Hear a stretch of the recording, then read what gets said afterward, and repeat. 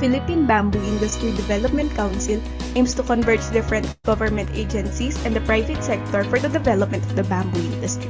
Currently, it operates through EO 879 series of 2010. The industry has a myriad of potentials for the country's economy and the conservation of our natural resources. Thus, the PPIDC does its part to promote the use of bamboo, which contributes to climate change mitigation and sustainable development, encourage value-added production, and assist the LGUs promote environment protection and develop livelihood in the countryside. The organizational structure of the council is as follows.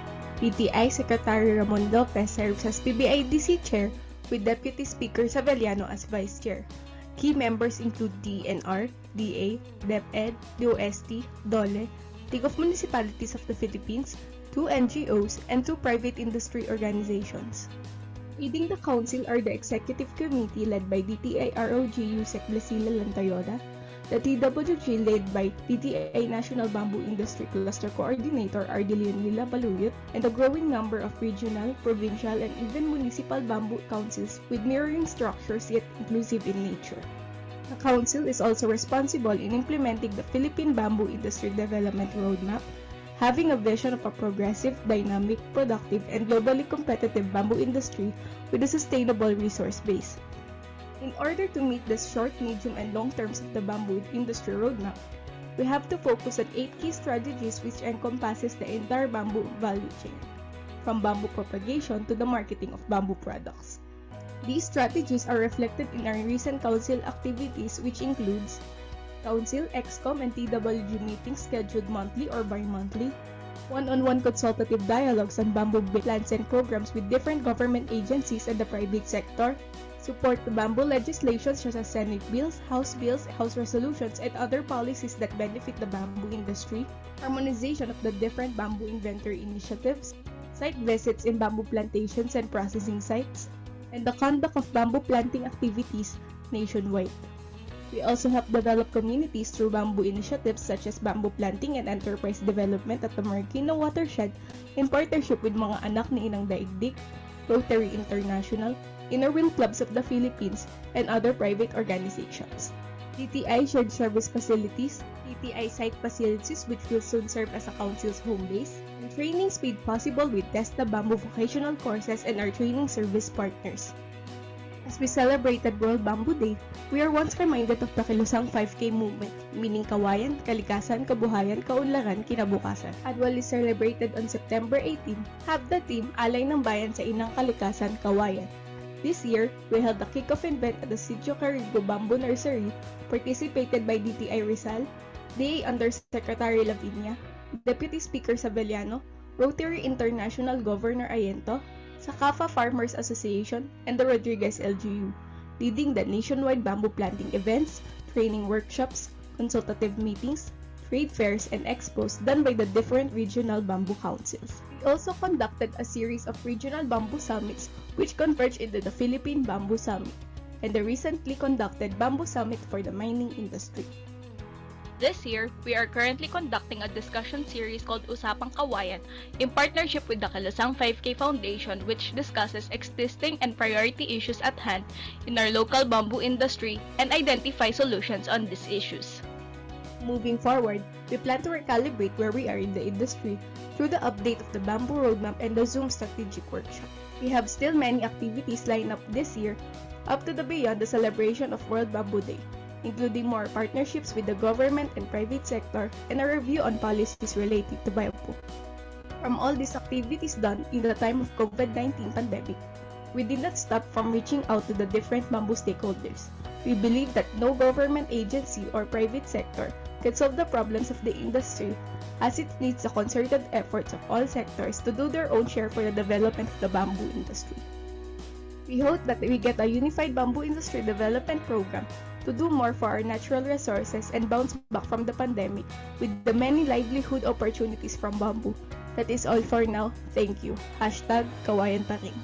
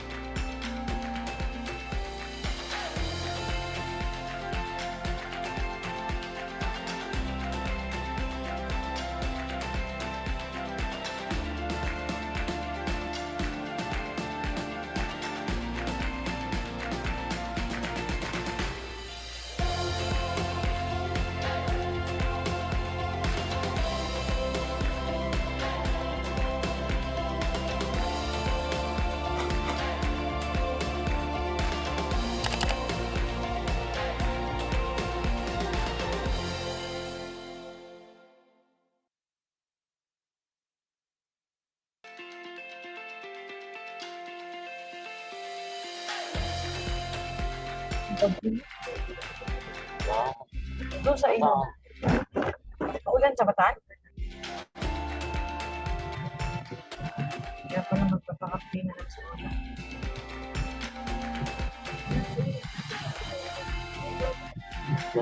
Ito hangin na. Mahuli ko natin yung kanilang governor, may hindi ko NDRRAD. Ano yung pagkakasan to? Para makakinitin tayo ng mga yung mga taga-Bataan. Talaga naman may kaibigan sa kaibigan ng mga taga-Bataan. Sabi ko nila,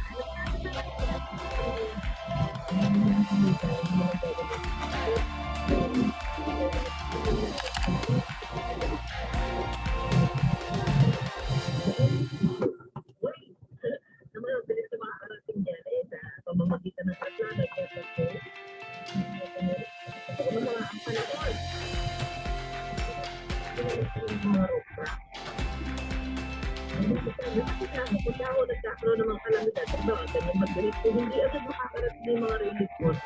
Kapag nga naman sila kung nasalanta lahat kung kanila mga pananim. Wala sila magigilihan. So yung mga ropa, yung muna sila. Yung muna sila na malalagay. Ano po? Moting tao, everything. Nagkakaroon sila para hindi sila masyadong depende.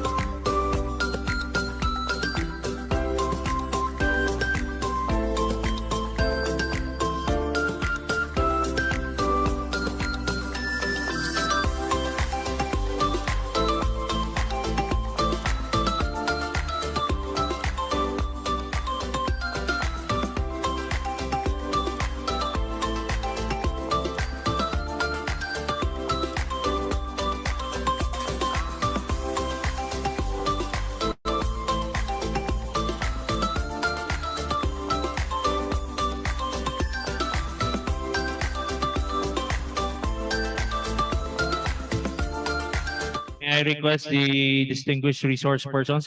Mr. Tony Rosas, you join us here so you can talk about AgriLink. We have Jimbo Pedrosa. Si Ed Manda is coming. So, and we'd like to welcome our friends from media, from social media likewise, from radio, from TV, from print. Magandang umaga po.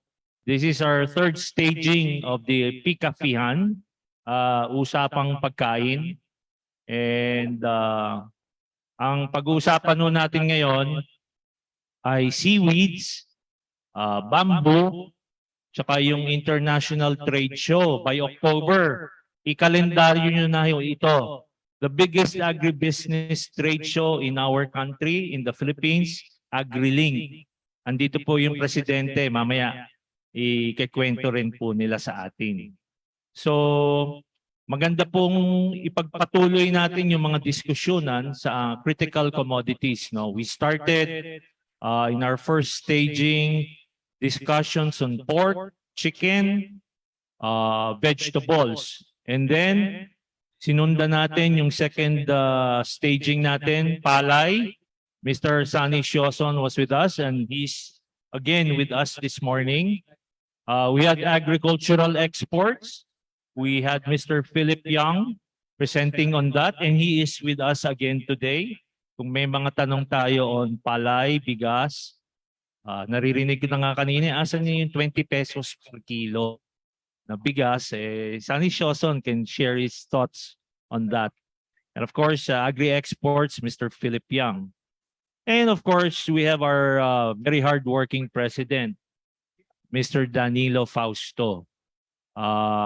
If you had your merienda earlier or kung hindi nyo pa natitikman, pag nalasahan niyo po yung gatas ng kalabaw at yung kesong puti, galing po yun sa farm ni Mr. Danny Fausto. Tikman niyo po yan.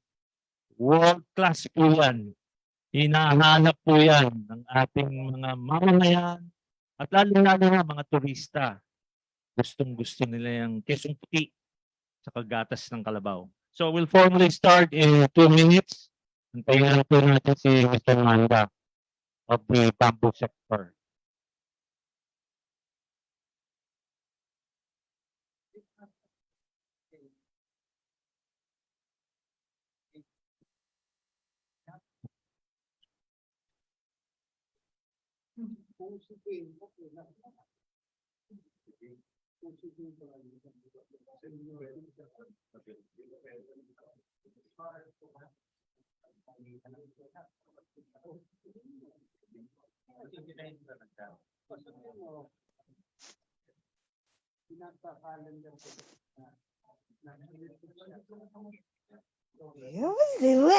What? What? What's in there? What's the fuck?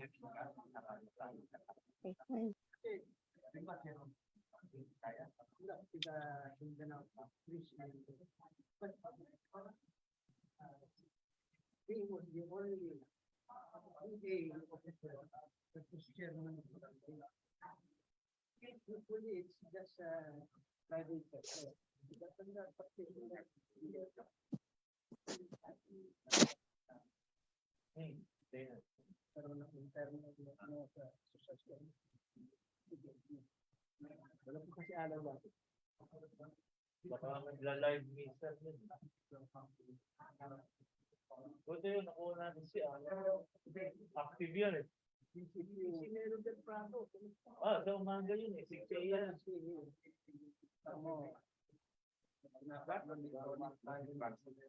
Nawala na eh. Retired na siya. Sir, yan. Thank you. I'm gonna inquire. Sino yung pasa-inquire? Yun yung supporter? Mr. Garcia, John and Bosco. John Coron. Hindi yung supporter. Inquire. John and Bosco. Ayun yun. Bosco. Kami acknowledge ko sa ito.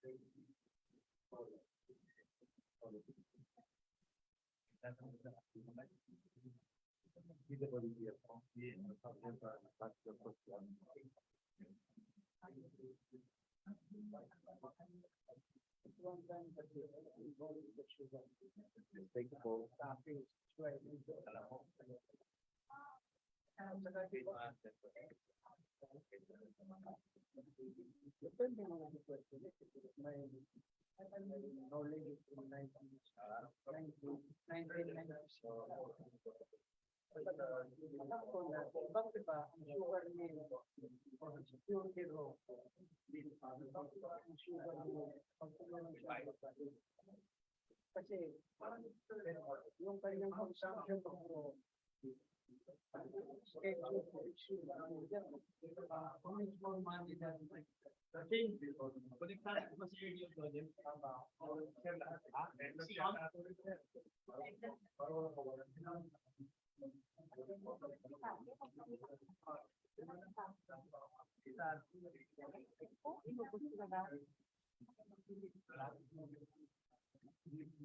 Kahit ano, wala. Si Edward, ako lang, online na po. Yan, hindi ba pwede yung flash dyan? Flash mo na dyan.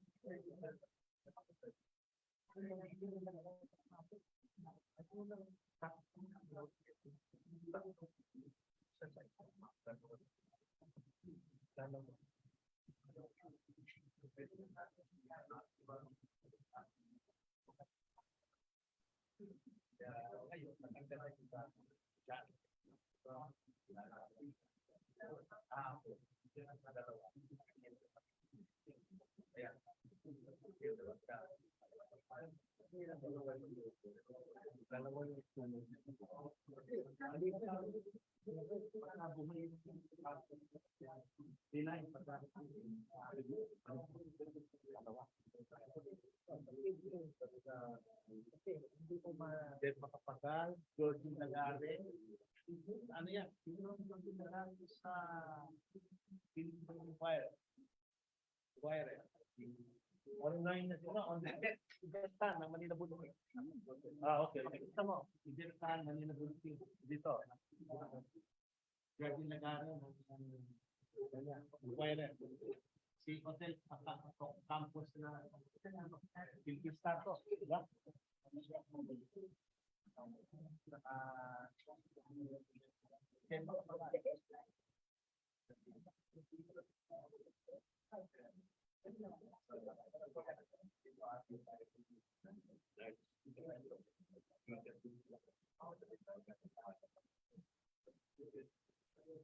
Kailangan i-recognize mo pa.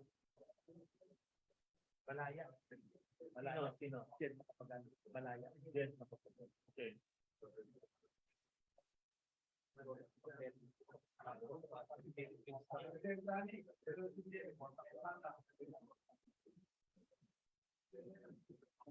Andres Toriano. Andres Toriano.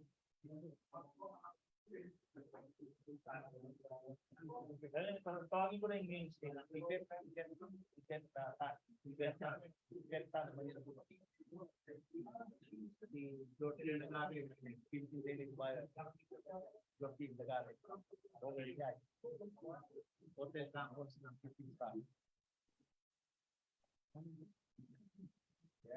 Ed, Past President Ed. Good morning. Past DC Governor Danny Pao. 37. Ganito, wala ako po. Morning. Kaya parang hindi. Parang hindi. Kaya sa akin eh. Yung mali, ano, Makati na, di ba? Lagi po ako sa field. Makati na, Makati Central. Okay, we can now formally start our program. Magandang umaga po sa ating lahat. We are on our third staging of the PCAFI-han Usapang Pagkain, no? If I recall, we started our initial staging.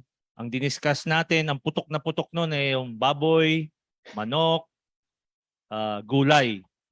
Ang second staging ng ating PCAFI-han ay we focus on exports, no? Export commodities ng Pilipinas. Number 2, fisheries. Tinalakay din natin. At nagkaroon din po tayo ng konting discussions on, at that time, pumuputok na yung kulang ng asukal tsaka asin. Nagkaroon na tayo ng diskusyonan dan. And then, one of the highlights of the second staging was the discussion on palay. That's why Mr. Sunny Sioson was with us at that time. Ang putok nun kaya ba yung 20 pesos na per kilo ng bigas? Hanggang ngayon yan ang umuugong na katanungan sa ating mga kaisipan. So for today, ang ating focus discussions will be on seaweed. Ang seaweed po ay isang export winner ng Pilipinas. At pangalawa, ang emerging at matagal na hong na-neglect na commodity. In fact, in reality nga hindi malaman kung anong ahensya ang mamumuno sa commodity na ito. Is it DNR? Is it the Department of Agriculture or any other agency? I'm referring to the commodity bamboo. Okay? And later on, magkikwento rin yung presidente ng AgriLink ng FRLD. On October 6 to 9, the biggest agribusiness trade show in the Philippines, AgriLink, on the 27th staging, ay ikikwento sa atin ng kanilang head, si Mr. Antonio Roses. Okay, for this morning, we have on board with us one of our directors, our Vice President for External Relations, Mr. Ernie Ordonez. He's the lead convener ng Philippine Water Movement, another commodity na kailangan ng agriculture sector. And at this point, I would like to acknowledge, syempre, ang ating partners sa media, social media, print, TV, radio. We have from CNN Philippines, we have Albert Page Hyven of CNN and Francis Buenaventura. Thank you for being with us. From GMA DZBB, we have Mr. Alan Gatus. Hi, Alan. Good to see you. And together with Mr. Carlos Peña. From Inquirer Television, we have Richard Garcia. Richard, okay. John S. Cosio, outside, getting some information, critical information. And of course, June Corona. Okay. From DWAD, Katipunan Channel, we have Catherine Cruz. Welcome to our gathering. From DWBL, NPC, Juvie de Guzman. Hi, ma'am. And Victor Salonga. Vic, kanina ka pa picture ng picture, ha? Dami ka ng baon. From Business Mirror, we have Jasper Ancaras. Philippine Daily Inquirer. Online sila, yung babanggitin ko ngayon. Jardine Lagaran, okay. Lagare, okay. Sorry about that. Philippine Daily Inquirer. Philippine Star Othel Campos. Gina Heal. Yvette Tan of Manila Bulletin. Andres Soriano. And the rest, as they come in, I will acknowledge them properly. Okay, from Zoom, we also have Rolly Gonzalez from DWIZ, Bernie Magkilat, Manila Bulletin, and Nessa Rivera, Philippine Star. Jed Macapagal, Malaya is also with us online. So once again, welcome to our gathering. Welcome to the third staging of our PCAFI-han. So, ladies and gentlemen, at this point, makinig na tayo sa ating mga resource persons and of course, from our President, please welcome Mr. Danilo Fausto. Thank you very much. Thank you very much, Roy, the Executive Director of the Philippine Chamber of Agriculture and Food, Inc. Welcome to the third edition of our PCAFI-han. And I will assure you, our friends from media, this is a very productive and very informative session as what we have done in the past two editions. The fourth edition will be October 7. We always do this first Friday of every month to be able to bring to the public, to media, and to our friends, to our kababayans, some of the issues within the agricultural sector. For this session, medyo let's go away a little, move away a little from the hot issues of asukal and asin, and of course rice, pork, chicken. Daanan na natin yan. Ngayon naman, tingnan naman natin yung good news, ang ating seaweeds industry. To be presented by no less than the President of the Seaweeds Industry Association of the Philippines, si kasama Jimbo Pedrosa. And of course, ano ba yung isa? Bamboo. Why bamboo? Why bamboo? What is the connection of bamboo in agriculture? What about food? You know, in other countries, bamboo shoot o tinatawag nating labong is a big industry by itself. I will ask you, my friends, that subukan mong sumakay ng bangka na walang katig. Tataob ka. Di ba? Subukan mong magleon ng inland fish cages or even sea cages na walang bamboo. Subukan mong mag-propagate ng tahong at talaba na walang bamboo. Subukan mong mag-run ng fish traps, walang bamboo. Ang seaweeds, hindi ka pwedeng mag-propagate ng cultivar, yung kanilang seedlings at yung kanilang mismong cultivation without bamboo. So why bamboo? Magtanim ka ng banana. Ano tutuko dun? Bamboo. Magtanim ka ng ampalaya, sitaw, patola, upo. Anong gagamitin mo? Bamboo. So that's why we have bamboo. Nakakalimutan. Okay? Balikan natin yung asin. May 100 million budget yung asin. Ano sabi ng BIPAR? It was overlooked. Nasaan yung pera? It was overlooked. Meron din ang bamboo na 100 million. 2.7 million. Billion. Hindi, yung binigay ng gobyerno. Ano nangyari sa bamboo? Ano nangyari? Yung garlic, sorry. Babalikan ko. Yung bawang, naging issue na rin ng bawang. 100 million bago dumating si Secretary. 100 Secretary Dar. 100 million budget. Kamukha ng salt.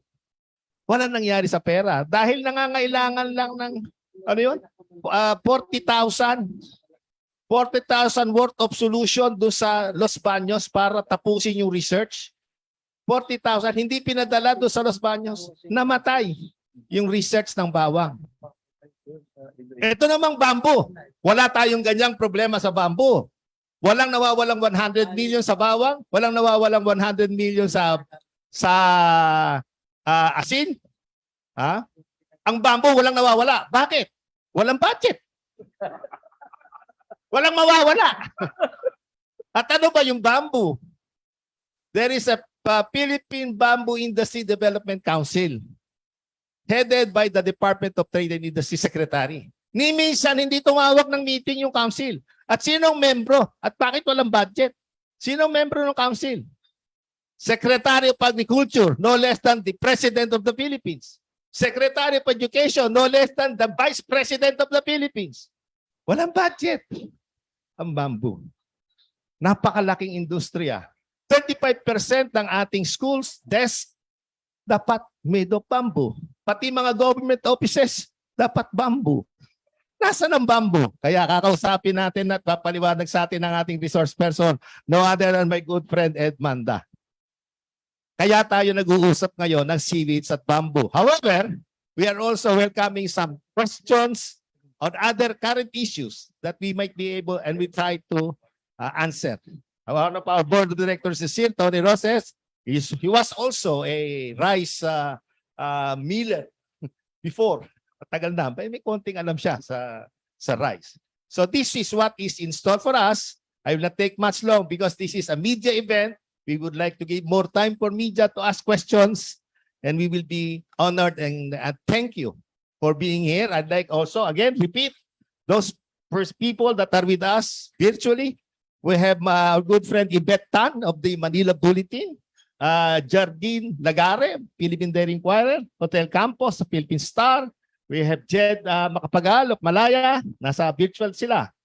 Sino po ba yung nando doon sa virtual? Nandito naman, dami-dami nyo rito. It was mentioned already. Salamat Alan Gatos of the DCBB, no? At saka ang marali kong kaibigan, si Jasper Alcaraz ng Business Mirror.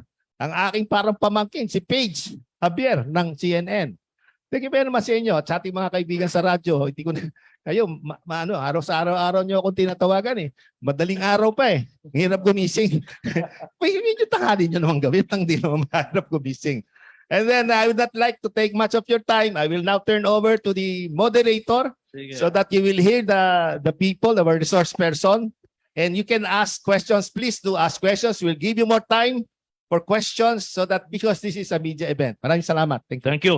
Thank you, Mr. President. Ano lang, rejoinder, very significant po. September is Philippine Bamboo Month. Tandaan po natin yan. And September 27, if I'm not mistaken, is World Bamboo, September 18, World Bamboo Day. So those are the significant rejoinders for the introduction on the bamboo commodity. And we have friends from the Bamboo Council, no? We have DV, we have Butch, and Heaven. Where is Heaven? Nasa langit. Okay. Magdasal ka dyan, Heaven. All right. At this point, let's now hear from the Vice President for External Affairs of the Philippine Chamber of Agriculture and Food Incorporated. He is the lead convener of Alianza Agricultura at yung Philippine Water Security Movement. Please welcome Ka Ernie Ordonez. He is online. So you have the floor, Ka Ernie.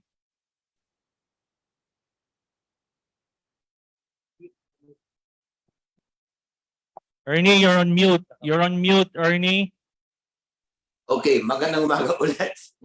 I'm the president of the Movement for Water Security. My vice chairman is Danny Fausto. What I'm going to tell you is relevant to the rains coming in now. Danny told me to give a picture of this water problem.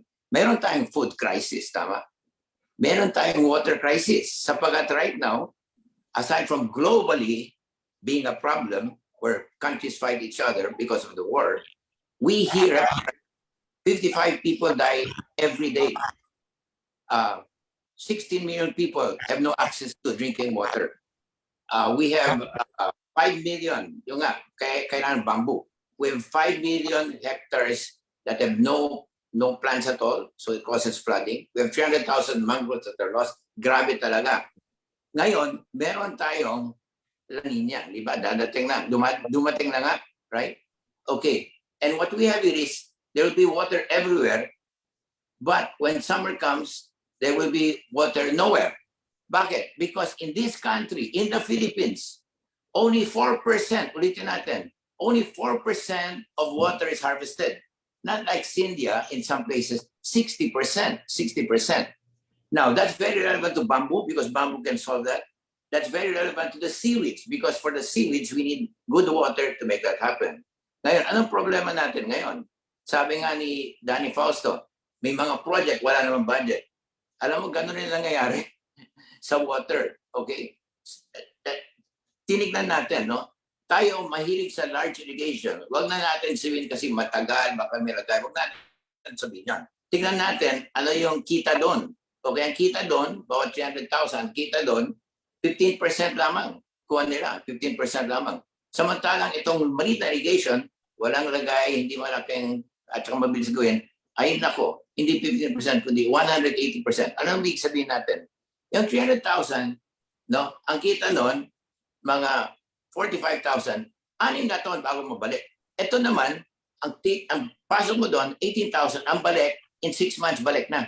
In other words, the return on investment of small irrigation is 150%. The return on large irrigation is 15%, which means this small is 12 times better, and yet the money goes to big, not to small. That's why in this budget, we must take attention of what Danny said. Yung proyekto, pangit ko ng pera. Ganun rin. Sa irrigation, dapat kayo natin yung pera sa malaki ang kita. Ngayon, why is that important? Sapagkat we need water. Diba? If you have no water, you have no food. Food crisis may water crisis. Now, Vice Chair Danny is guiding us, Vice Chairman. He guides us, right? And in addition to that, we want to have one plea to the media listening here. In the entire world, the management is not by province, not by basin. We have 18 basins. Ang pudo doon, less than 2 million pesos each. Kaya yung billion-billion na doon, hindi na coordinate. So dalawang request namin. Unang-una, yung return on investment, ang pera dapat ilagay, hindi sa maliit na kita, maraming lagay, gano'n, matagal. Lagay natin sa magandang situation. In this case, nasa budget na natin, nakikiusap po kami na yung mga maliit na irrigation na napakagandang return, bigyan mo ng pera. Wag lahat palaging malaki. At ikalawa, itong council na ito, sa buong mundo gano'n, dito, they give less than 2 million pesos a year. bigyan mo siya ng pondo kasi sabi ng top woman person, no, in Mindanao, sabi niya, you give us only 10 million instead of 2 million and we get the billions of people in the government agencies coordinated. So yun lang po. So I'd like to say again, the water movement security is very important. Our Vice Chair Dan is guiding us there. Our chairman is Obed Pagdanganan, governor for 9 years, etc. And our people believe this. No water, no food. Kung may food crisis, may water crisis. So we need the water, first of all, to be kept. Bamboo can keep it. Kasi right now, because denuded hectares, nasisirang soil natin, right? Okay? And we need the water for the seaweeds. One of the best returns. Kaya dapat pundo niyan. It's better to fund that. Napakalaki ng return doon compared to others, no? So yun ang sinasabi namin. So maraming salamat po. Let's look forward to bamboo, which will keep water where it should be instead of flooding. Let's take care of the seaweed, which is the water to really thrive. And the return there is very high and costs very little to get livelihood for so many people. Salamat po. Thank you. Thank you, Ka Ernie. Emphasis on the water requirements, no, of Philippine agriculture. And I believe that will be on the fourth staging of our PCAFI-han, no? And together with fishery. So abangan po natin yan. Thank you, Ka Ernie. So, okay, we start with the discussions with our resource persons. We'll give them the opportunity to discuss their specific topic for today. Magsisimula po tayo. Oh, by the way, I'd like to acknowledge our treasurer on leave of the Philippine Chamber of Agriculture and Food, but he is online. I'm referring to the FFF-CCCI president and PCAFI treasurer, Mr. Henry Lim Bonleong. Henry, good morning. Welcome to our Kapihan. All right. Good morning. Good morning. Okay, good morning. And then we also have Attorney Dulce Punsalan of the World Bamboo Ambassador position. She is present with us this morning. Okay, our first resource person will discuss the commodity seaweed. Sabi ko nga kanina, this is an export champion of our country. I believe we are number 2 in world production. Imagine, number 2, despite minimal intervention from government. Pero pakinggan natin kung ano ang mga hinihiling, ano ang hinaharap ng industriyang ito. Please welcome the President of the Seaweed Industry Association of the Philippines, Mr. Jimbo Pedrosa. Maraming salamat, Doy. Sir Doy Salako. President Nani, Tony, Sir Tony Lea, Mr. Banda, sa mga kaibigan natin sa media at saka na kasama natin online, magandang umaga po sa inyong lahat. Allow me to introduce again yung what is seaweed industry ba na pinamumunuan natin. Kung tatanungin mo yung common Pilipino natin, yung pangkaraniwan, the first thing na papasok sa isipan nila, yung seaweed, yung lato, yung guso, at kung taga-north ka, yung pupuklo, at saka yung gamit. Okay? But isa lang po yung bahagi ng industriya ng seaweed. Ang talagang bulk, ang core business ng seaweed industry ay na doon sa tinatawag nating food additive na kung tawagin ay karajinan. Ito ay extract from red seaweed na kung tawagin kapapay ko sa Puma. At saka itong product nito, this product has established market niche and branding recognition in the global trade. Okay. Pwede pong slide. Okay, ano po? Slide.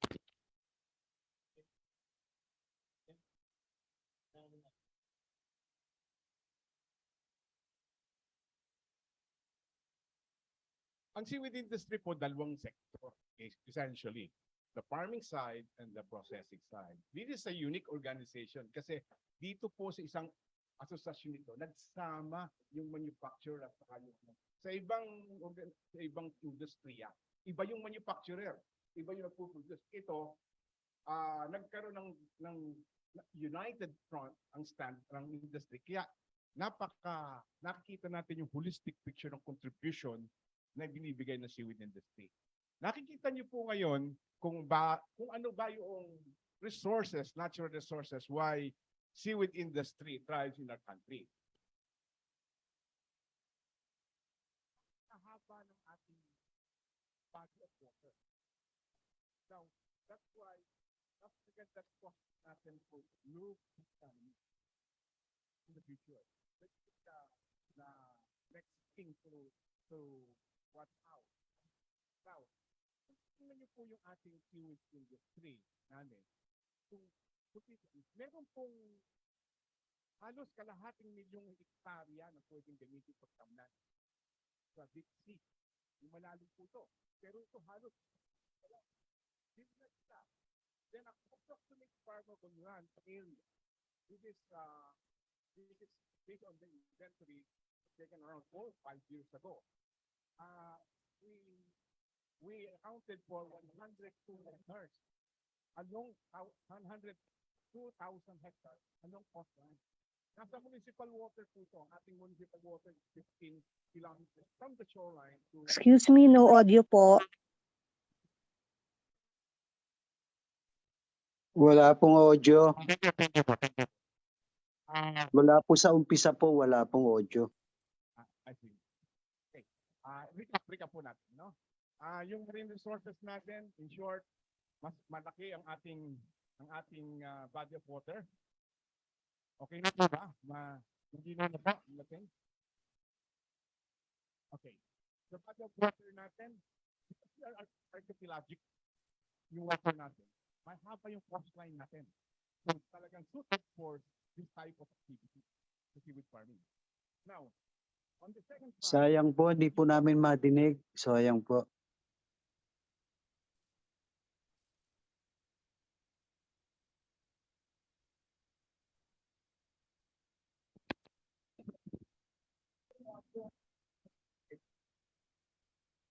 Madinig ng virtual? virtual. Okay.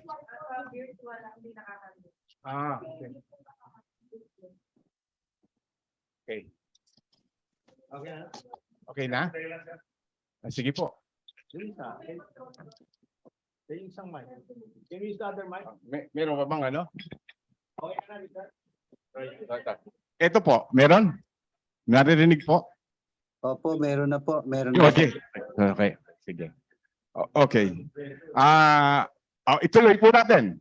Yung resources, seaweed industry resources, sinasabi ko po kanina, yung municipal body of water natin.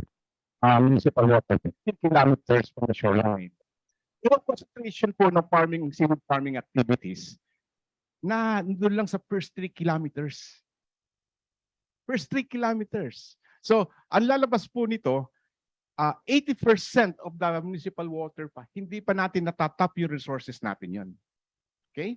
So, ito po yung sinasabi natin pwedeng gamitin sa deep sea seaweed farming.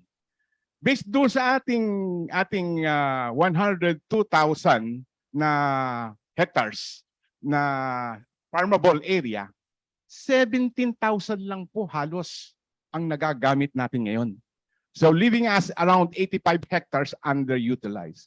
These 85 hectares in a computation is capable of producing 640,000 metric tons of dried seaweed. If we will be able to put everything do sa 102,000 hectares, ang kanyang production will run to around 765,000 metric tons dried seaweed, up to maximum of 2 million metric tons. Kung yan po ang i-ano natin. Now, one thing na nagsusupport ng industry natin, yung nominal capacity of 38,000 metric tons. Yan po yung kanilang capacity. So, next slide, please. The Philippines is blessed by good marine resources kasi po sa ating karagatan na andyan po halos 1,000 klase ng seaweed. Out of this 1,000 seaweed, 60 species are known to be edible.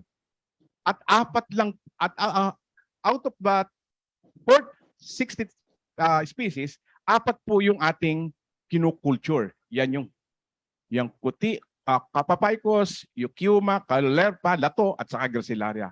Meron po tayong pang sushi. Yung po, kung if you go to the north, malalaman po yung gamit. Yan yung ating Philippine version ng sushi. Isa pong very promising industry yan kung maano natin dahil pwede tayo magkaroon ng import substitution. Kasi yung ating panggawa ng sushi, binibili pa po natin, inaangkat natin.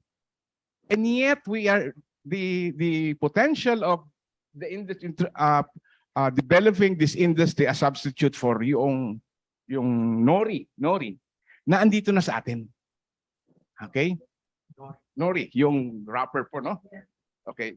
So, can we the next slide, please? Now, this slide will show you the role of seaweed industry ng fisheries dun sa overall performance, production volume. Nandun po tayo sa aquaculture. Next slide, please. If you will note sa aquaculture natin dito, ang pinakamalaki na nagko-contribute in terms of volume for production comes from seaweed. Halos more than, can we say 75 to 80% of production of aquaculture comes from seaweed. And if we will translate it to the performance of fishery sector, we constitute 50%. We contribute 50% of the total volume produced by fisheries. Okay, next slide, please.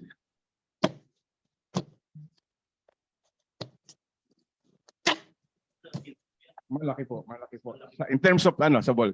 Ito po yung graph map just to show you 2021. The dark side, yung aquaculture production, yan po yung seaweed. And the rest, yun na yun, tilapia, bangus, shrimp, you name it. Yun po, yan yung profile ng ating aquaculture. Okay, next slide please. Then, ito po, yung baba po, may na, sige, Yukyuma. Yukyuma, yan yung primary product natin. Yan yung tinatawag natin yung, yan ang nadiderive natin na extract ang carrageenan. Carrageenan, essentially, yan po ay isang, serve as a binder, stabilizer, emulsifier, thickener, clarifier. It comes in three categories. The kappa type, characterized by rigid, harder, and brittle gel, widely applied in syrup thickener. And iota type, well, that creates soft, malleable gel, good as a stabilizing agent. And lastly, yung isang type niya ng Korean, yung lambda. As a thickener, it provides better mouthfeel and creamy sensation in beverages. Sa milk, sa dairy, at sa chocolate. Yan po yan. Now, hindi niyo po makikita itong mga product na ito over the shelf sa mga natin. Hindi po yan. Maghanap kayo, kasi po yan additive. Yung susunod po yung alginate sargassum. Yung po yung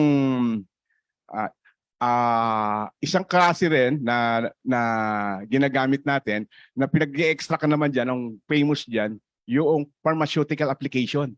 Pukoidan, anti-cancer, anti-inflammatory, yan ang contribution. Yung Gracilaria naman, agar, food at of course, culture media sa mga lab yan. Maganda. Now, the Yukyuma yung natin sa carrageenan, yan ay may brand. Meaning, our Yukyuma worldwide is known as the Philippine National Grade. And it is registered with FAO under Codex Alimentarius Commission ng FAO, WHO. As certified as a safe food additive. In Europe, meron din po yung tinatawag, registered din po yan na certified acceptable additive. And then sa US FDA nila, ini-issuehan din po yan ng certification as food additives under European Food Safety Authority. So marami po yung marami pong nagsusuporta sa Philippine grade carrageenan. Kaya yung mayroong sariling brand ang ating carrageenan. So next slide please. Okay. prior to 2008, yan po yung export performance natin. We are rated number 1 in terms of production of raw dried seaweed. And then comes to 2000, after 2008, overtaken tayo by our neighboring country. Say, let me cite, Indonesia. It is, hindi po nasusupresa kami rito. Because in terms of cost line, 4 to 5 times longer ang cost line ng Indonesia kaysa atin. It is but natural that by sheer usage nila ng kanilang available cost line, they will outperform us in terms of producing. But we made a study dito na per hectare basis, ang ating production efficiency is better than per hectare yung yield ng Philippines. That's what our competitive lies. Then, next slide please. Yung ating pong kapapaycos natin, ano po, yan. This will make us proud. Why? We supply 80% of kapapaycos products worldwide. Tayo may hawak ng ano yan, 80%. And in terms of karajinan, we hold 15% of worldwide demand. And currently, we rank second as the largest producer of karajinan after China. Kasi ang karajinan po natin, pinoproduce natin lang sa kapapaycos. Pero ang China, marami silang pwedeng pagproduce lang. Meron silang kapapaycos, pwede nilang kelps, pwede nilang kupag-kunan din yan. So marami silang, in terms of resources na ano, it is but natural that they will overtake us in terms of production of karajinan. But quality-wise, we're still most preferred karajinan producer in the world. Okay, especially. Next slide, please. Now, this is the profile of our export share. Now, let me ito yung pagmamalaki natin. In the US market, we hold 52% of their karajinan demand. Around more than 50% of their karajinan demand. In the US, in Europe, we hold 18% of their market. In terms of absolute value, based on 2020, ang US natin stands around $37 million ang proceeds natin, export proceeds, while in Europe, it contributed 74 million. And the third largest market natin, yung China. 10% yun. Sa ating production, it accounts for 10%, and we earned around something like, 30 million plus dollars. Okay, next slide, please. Now, they will show you how yung versatility ng karajinan as a biomass. Makikita nyo po, it can be used as biofuels. It can be used for seaweed concentrates for agriculture. Pwede pong gawin nating biostimulants. In short, fertilizer, organic fertilizer. Sa feeds, pwede rin. Sa animal feeds, ano? Sa chemicals, meron din pong gamit. And yung isa naman, yung pressed and dried seaweed, yun animal feeds, sea vegetables. Next slide, please. And ito po yung representation, food and ang sabi ko nga po dyan, ang karajinan, how versatile it is. The moment you wake up, mayroon na kayong ini-ingest na karajinan. Until the time you sleep, may karajinan po kayo. So halimbawa, example lang, nag-brush kayo, may karajinan yan. No, nag-almusal ka, ham or milk, may karajinan yan. No, pag natulog ka, matutulog ka, mag-happy hour ka, inom ka ng beer, may karajinan din yan. And then yung last, yung mag-apply ka ng mga facial cream, mga cleanser, nandyan, may karajinan din po yan. Kaya nga sinasabi nila, from the time, 24 hours, from the moment you wake up at the time you sleep, karajinan is there. Okay, let's go. Ito pa po yung mga ibang application, food, additives, pharmaceuticals, yun, water purification, stimulants, bioremediation. Another po, next slide please, sir. Okay, let me emphasize doon yung biodegradable, digestible film. Bakit maganda po yan? Kasi we have, worldwide, we have a problem of pollution caused by plastic. Pag ito na-introduce sa market, ito soluble na ito. Biodegradable. Yan. So it's still in the research stage, pero it's a promising application, ano. Of course, yung microbes yan sa AIDS and AIDS prevention. Now, next slide please. Now, we will talk about the outlook naman, and trend. Yan. Sinasabi natin na ito po based doon sa FAO report in 2018. Medyo po siyempre, we have to recognize the impact of the COVID pandemic. Pero na-factor na rin. But ang wala po rin dito yung turmoil ngayon, conflict in Europe. So wala po yan. No? Pero sinasabi natin, Asia Pacific will remain the biggest market. Per capita consumption will grow. Position natin, yan, South America, Southeast Asia. And consumption may increase by 30 to 50. And the current global seaweed industry is around 6 billion per year. And of course, there would be more emphasis right now ng ginagawa natin sa impact ng climate change. Maraming activity pong gagawin dapat sa climate change. And it looks to be promising on part kung if we handle it right. Okay, next slide please.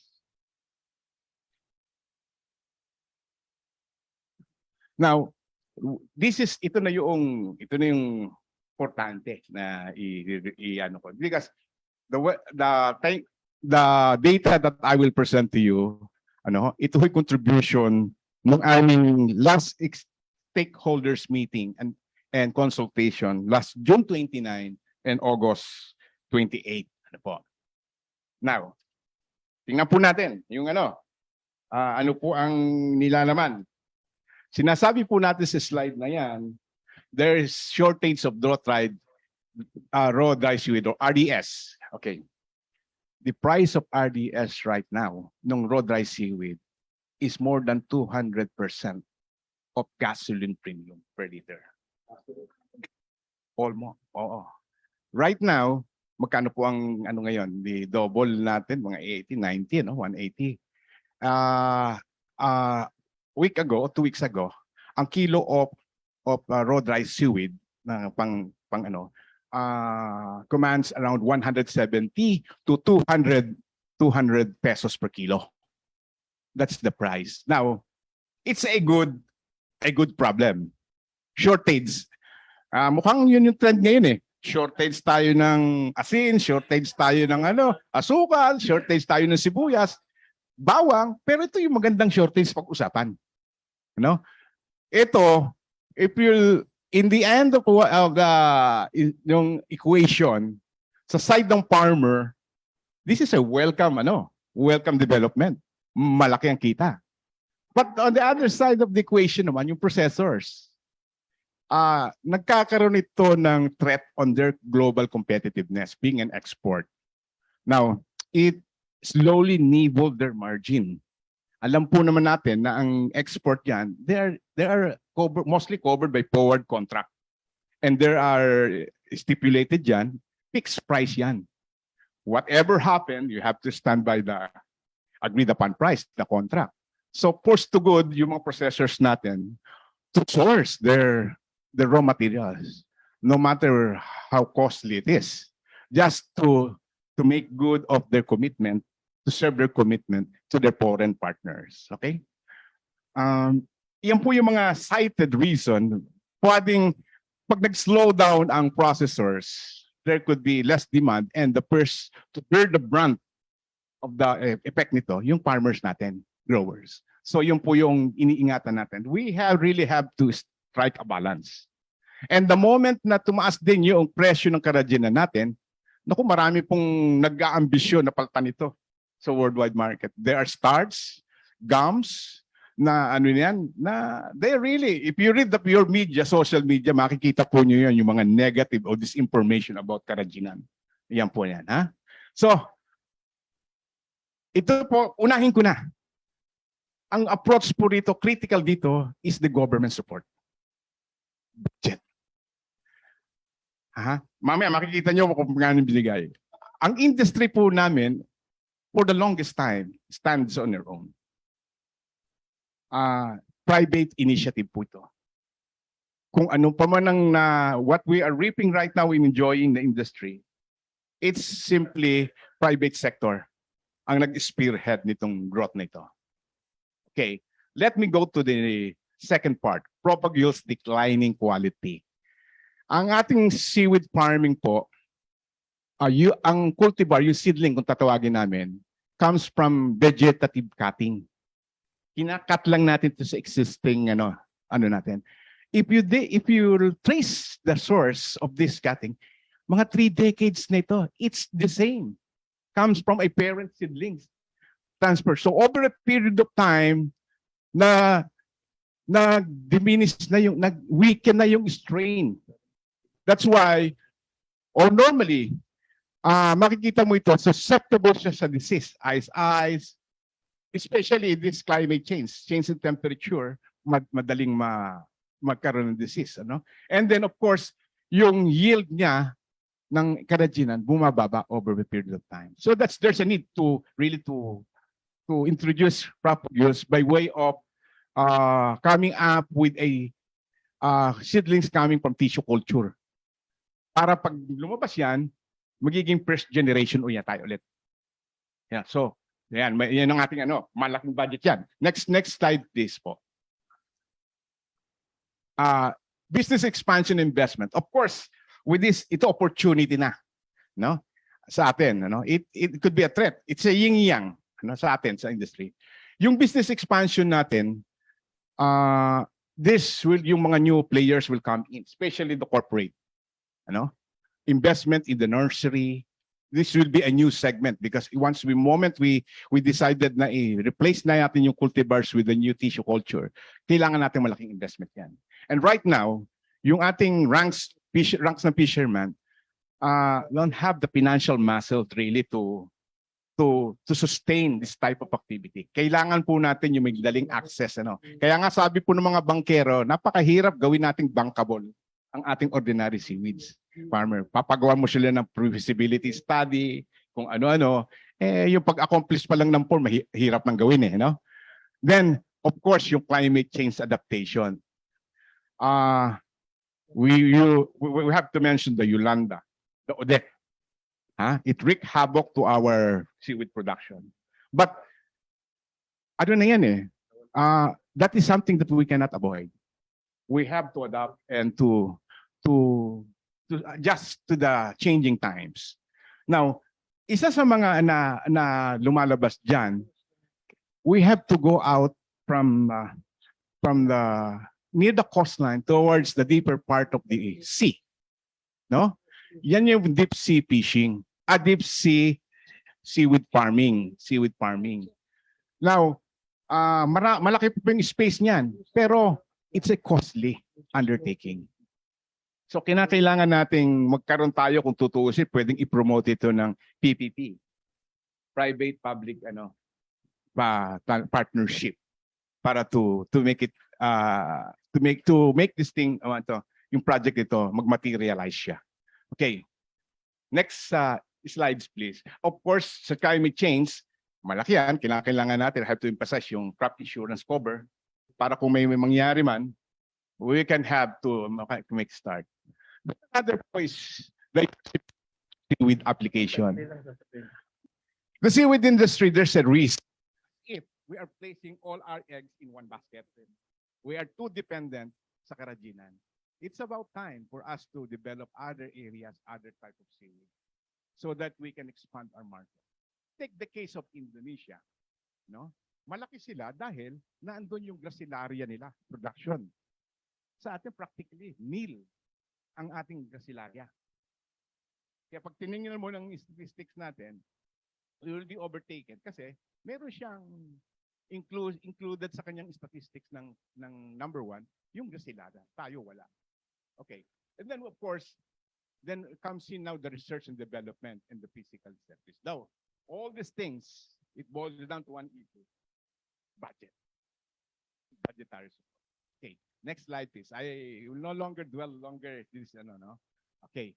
These are institutional supports that over the years na really support na always there for us. DTI, the academic sector, the research like the SIPDEC, the DOST, of course the DA, and then BIPAR, no?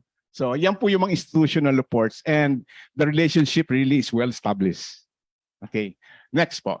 Now, ito yung tinatawag ko pong yung sinatawag po naming, ang tawag ko rito this is the dichotomy of poverty and abundance. Makikita nyo yung first 5 regions na known to be the largest producing seaweed in the Philippines. ARM, Mimaropa, Region 9 with Zamboanga, Western Visayas, and Bicol region. Yes, they figure prominently in production, mataas.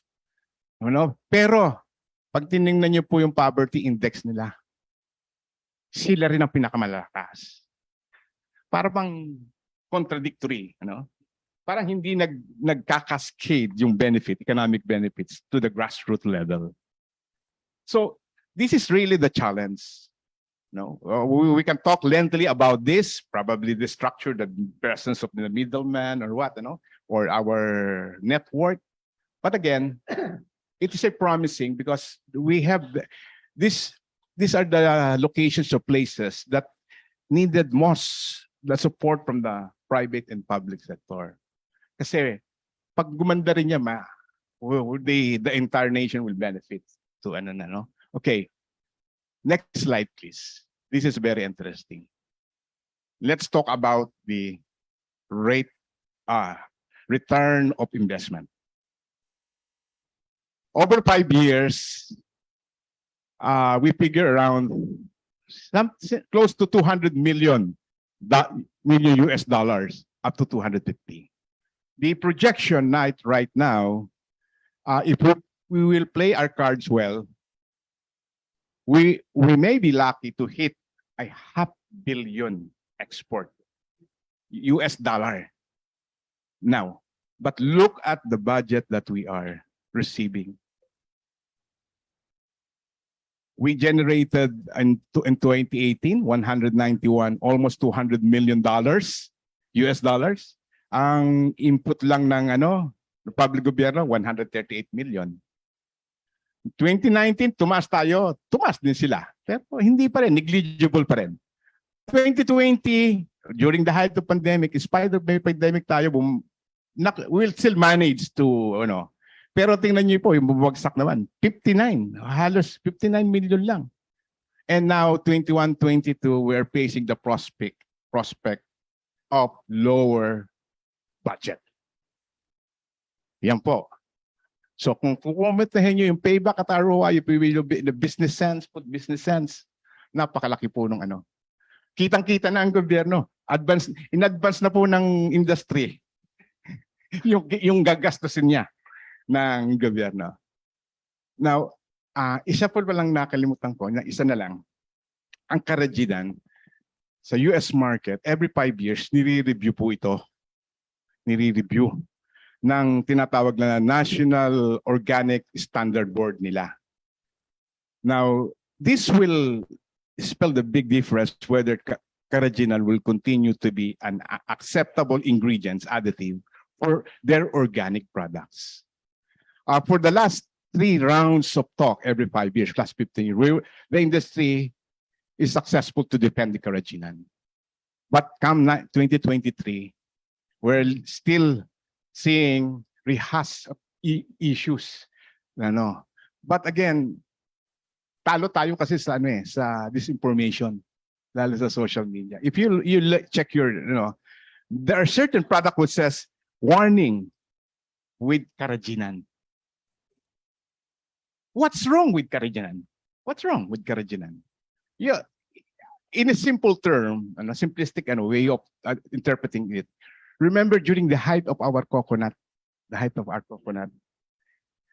coconut industry was bombarded by negative report, until toxic everything, lahat na tinapon nila.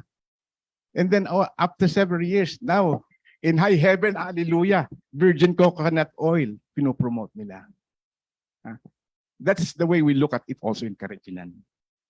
So we have to watch out. And to protect this industry, we need, have to work together, the public and the private sector. Public, of course, the media, natin, to spread the information, how good for us to have this type of industry for the nation. And another thing is that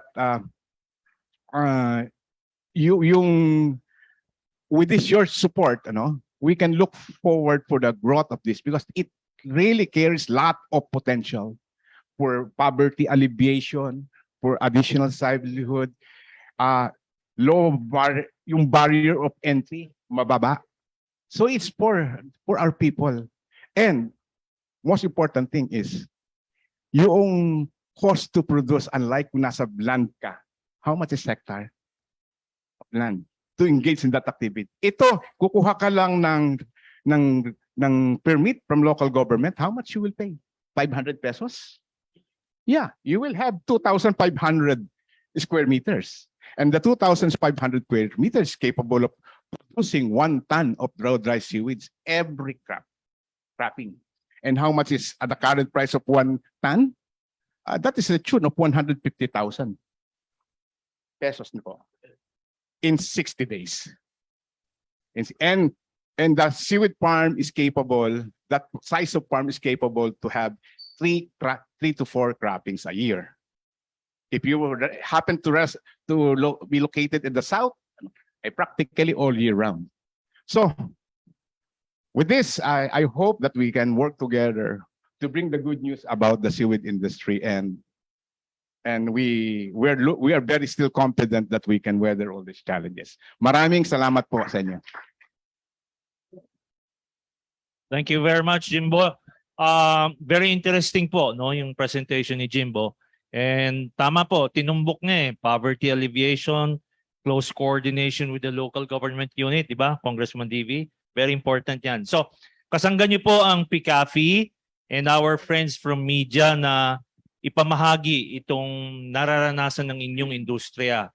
Abangan niyo po, ang aming presidente naman, si Mr. Danny Fausto, he's a stickler for roadmaps So kung ano man yung roadmap na dinevelop na ninyo, asahan niyo ho, ang PCAFI will be pushing hard on those agencies na in-enumerate nyo kanina. Kailangan po tulungan ito at ang laki ng potential nito. So, yun pong questioning natin, tatapusin lang ho natin yung 3 resource persons and then tatawagin ko na ho ang media to interact with them. Ang ating next speaker ay, just to introduce him very briefly, he was the former general manager of the premier airport ng ating bansa, Ninoy Aquino International Airport. Former general manager of the Laguna Lake Development Authority. He is now the president of the Bamboo Foundation and a member of the Bamboo Development Industry Council. Ladies and gentlemen, our next speaker, please welcome Mr. Ed Manda. Thank you. Thank you. We all do sa mga itong ako nakagigit. Alam niyo itong parang dito, itong dito, yung aming pong council, yung walang budget. Una, nagpapasalamat ang kay Bibili, kung Bibili.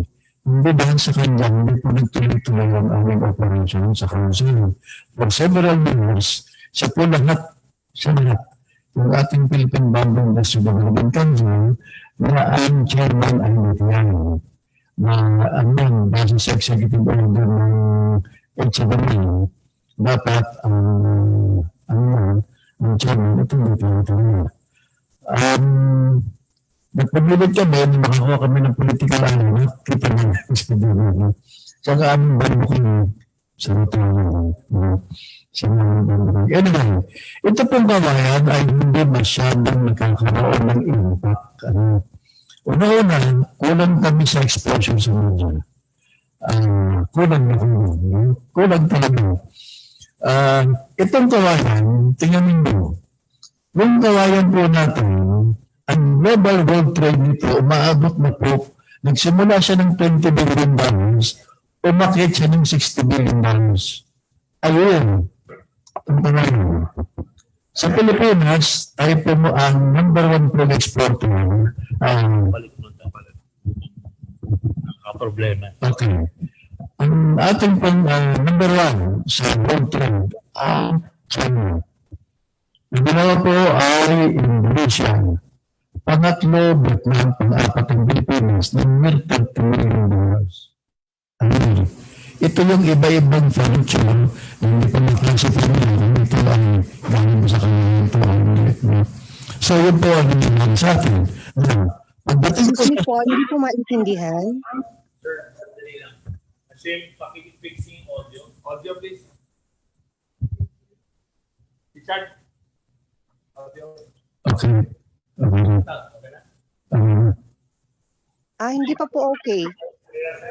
Nasalang po yung -1, sir.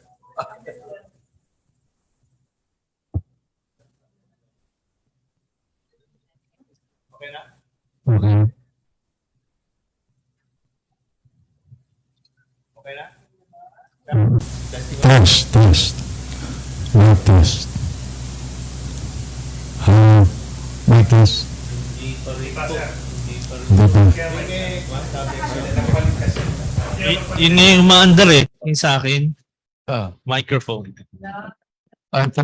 Tingnan natin. Mic test.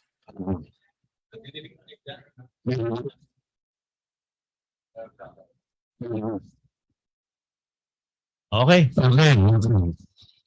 So, anong basic problem natin sa chicken? Unang-una, yung bangko ay sa lang, nasa BNI po yan. Ang bamboo ay ito ay grass, hindi tree. Pero ito, ang classification nito ay non-timber forest product o minor forest product. Anong ibig sabihin? Sa mga foresters na nag-undergo ng training sa forestry, nalaman namin yung parang bamboo ay bamboo lang under silviculture. So, ibig sabihin, kung ako yung forester, magpo-focus ako sa sa tree. Dito, yun yung training nila. Pagdating dito, bakit ka pag-aaralan ng bamboo? Bakit ka pag-aaralan? Siguro kung bamboo, pag-aaralan mo. Pero kung bamboo ito, at meron forest product, wala ito sa nila. That's the basic reason. Ngayon, ang bayan, tanim, gumagaling ng tanim, forestation anis. Ano ang function ng bamboo? Ano ang kanyang kinalaman sa agriculture? Ito po ang kinukuha ng food component po dito ng bamboo shoot. Bamboo shoot, which is food, no? Label. Ginagawang flower. Ginagawang yung kanyang dahil, ginagawa pang meal, sauce ng beer. Ginagawa pang bambuti. Saan? Yan po ang agri-component nito. Isa pa yung fiber, bamboo fiber, yung ating tela, yung yan. Ito ang nabilig ng ating European companies dahil gusto na mag-ship tayo doon sa natural fiber. Ayaw nila ng synthetic daw. Isa pa, yung pagdating doon sa tinatawag natin sustainable material for energy production, sila po naghahanap ng bamboo chips or bamboo pellets. For example, ang Singapore naghahanap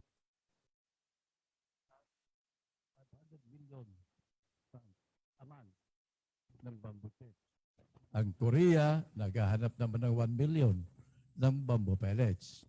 Saan po tayo kukuha? Wala tayong pagkukunan dahil kuwalan po tayo sa commercial bamboo plantation.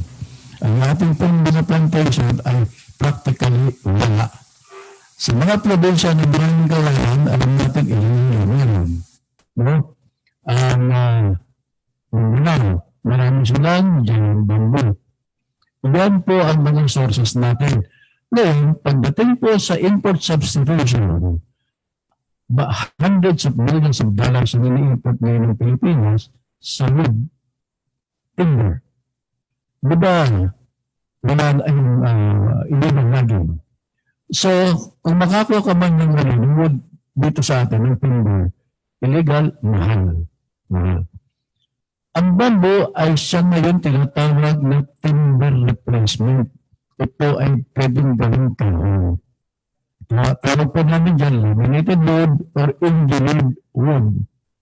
Napakadami po yan. Iyan ang component ng na-import ay na-export ng China.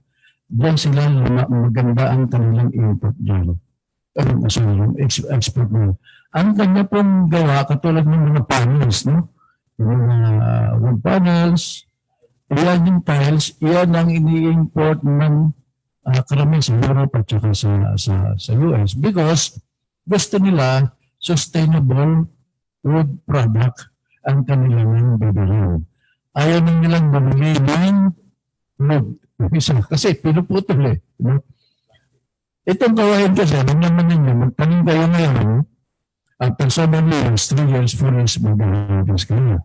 Ang problema natin isa pa, ay yung lack of education sa ating mga farmers dahil yung ating depletion ng ating resources sa buong bansa ay napakabilis dahil pinuputol ng wrong harvesting.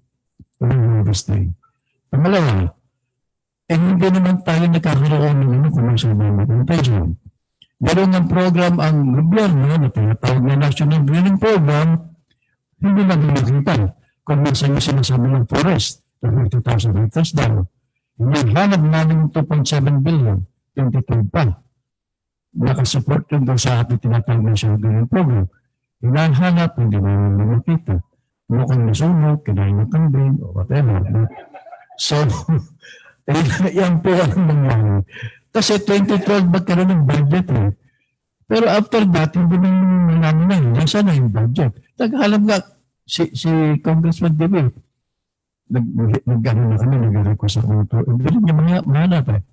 So, ang nangyayari nga, pagdating ng budget deliberation, pagdating dito sa bandang ito, wala,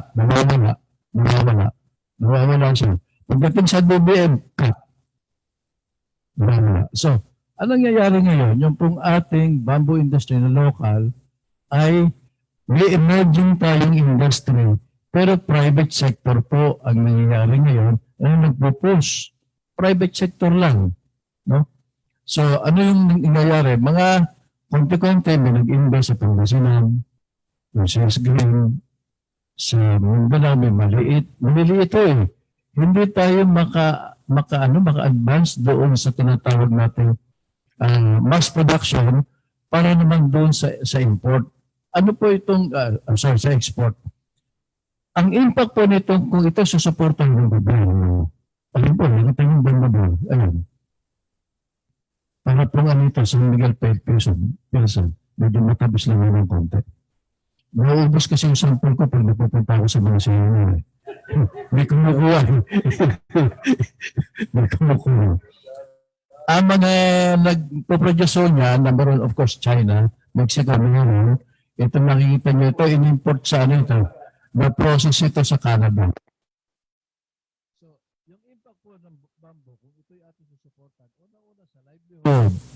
No, a reduction of poverty, lalo na sa rural areas. Pangatlo, yung climate change. Because isang hektarya ng bamboo plantation, nakakasequester po yan ng 60 tons of carbon dioxide. Yan ang function ng kawayan. Pagkatapos, siya po ay nakaka-reduce ng erosion, ng landslide. At nare-rehabilitate na yung degraded forest, lalo na sa mining companies. Kung susuporta nito ng gobyerno, napakarami pong matutulungan sa mga rural areas, especially now, sabi ng gobyerno, at hindi na 20 to 40% ng mga mined out areas taman ng kawayan. Anong ibig sabihin? Pag nabigyan po natin ng training yung ating mga kababayan doon sa mga rural areas, how to produce the planting materials, bibili po yun ng DNR, may merkado na. So, yun po ang estado ng ating kawayan ngayon. So yan, may mga picture naman ho tayo, makikita nyo. Ano ang ating pinakaalam yung mga species ng kawayan dito sa Pilipinas? Kawayan tinik, giant bamboo, yung bayog na tinatawag, at yung kiling. Yung pong kiling na marami po sa Mindanao na nakikita namin na dideplete, ito po ang source ng pulp and paper. Yan ang raw material ng pulp and paper. So, for example, sa Brazil, meron silang 25,000 hectares purely for pulp and paper production lang. 25,000 hectares just for pulp and paper. So yan ho, mga kawayan tinik, bayog, buho, bolo, and giant bamboo. Yan po ang pangkaraniwan sa atin na pinababayaan lang. No? Ngayon, merong technology ng housing, ng tawag namin ay bamboo and cement technology. Kaya po, in fact, may shortage so ngayon ng kawayan.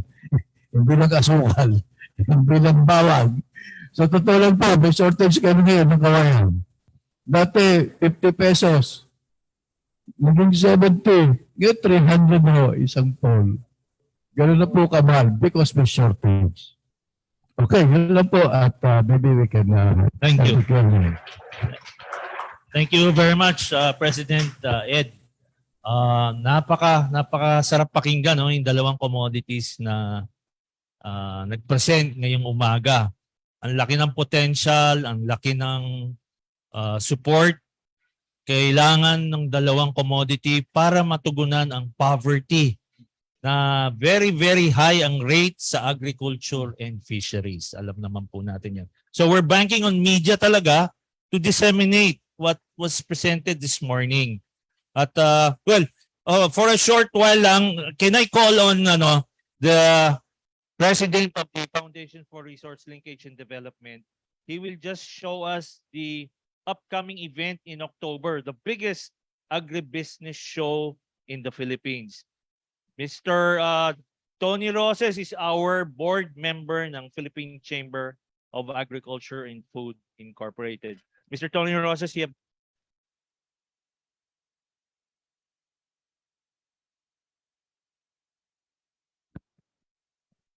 Good morning, everyone. AgriLink is gonna be on its 27th year.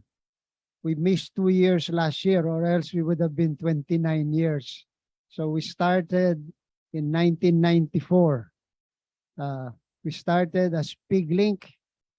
It was successful. So Secretary Sebastian said, bakit baboy lang? Kailangan buo. So we made it AgriLink. Subsequently, we started having the participation of the food sector because from agriculture to food is a natural link. So the PhilFoodX, the food people came to us and say, pwede ba magkaroon kami ng participation? So we started with the food pavilion in AgriLink. But later on, there was good reception, so we made it FoodLink. So we had already two, AgriLink and FoodLink.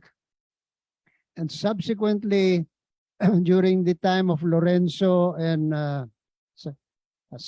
Director Sarmiento, we came up and held a Tilapia Symposium sponsored by the American Tilapia Association.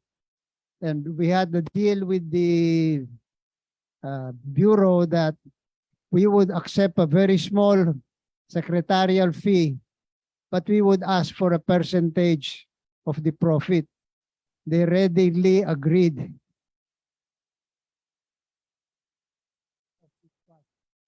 So with that, we said, okay, let us, we see the potential in aquaculture, so we came up with AquaLink.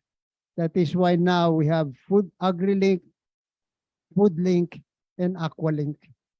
And all throughout all these years, we have been banking typical of what is the name of the foundation, developing linkages.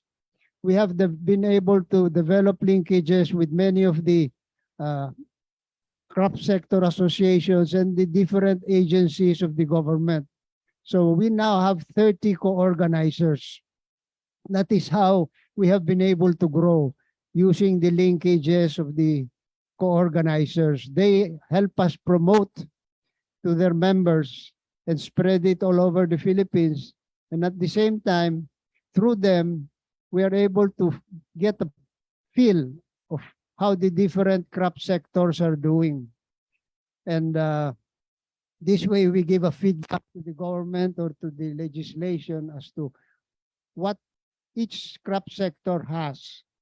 And in order to do this better, we started focusing on a region and the crops of that region, because we were originally national ang focus namin eh. But we saw how different regions needed to be focused on and not just the national. So we focused first on tuna. So Gensan was the focus region and tuna was the focus product. Then we followed, moved from Mindanao to Luzon. The focus region was Region 2, and it was corn. Because we saw that we had a much better potential in being self-sufficient in corn than in rice. And we saw how corn was so vital to poultry and livestock. So to make poultry and livestock more competitive, we had to enhance the production of corn. And to do this, we had to mechanize. They had to go into better post-harvest facilities and linkages with the feed mills. So that's how we've been going. We've also focused on sugar, which was in Bacolod. We focused on coconut, which was Region 8. That was our last one with Sandy Javier as our chairman. He was a very effective media communicator, and his Andok was a very good example of entrepreneurship. Now, in 2019, we had talked to the DA as to what other region we should focus on. And they were saying, let us focus on the region that needs help, like you did for Region 8, Eastern Visayas. So they said Caraga.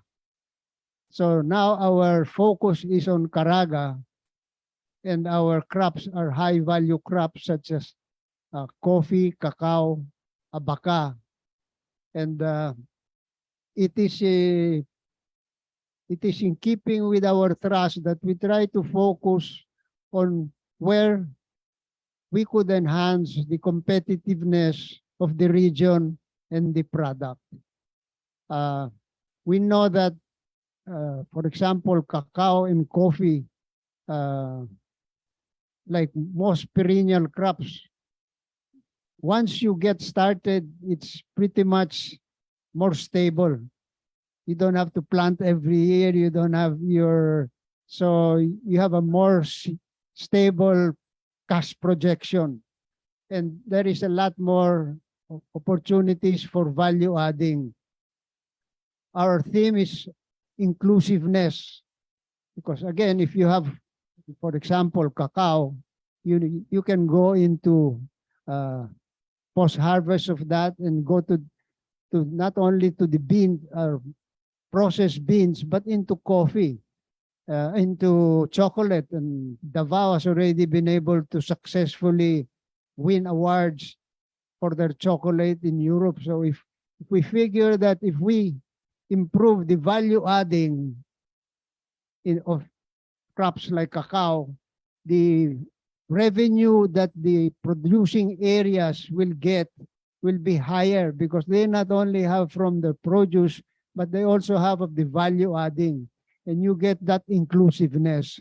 And if they get involved with the value adding, they immediately get involved in the value chain or the marketing chain.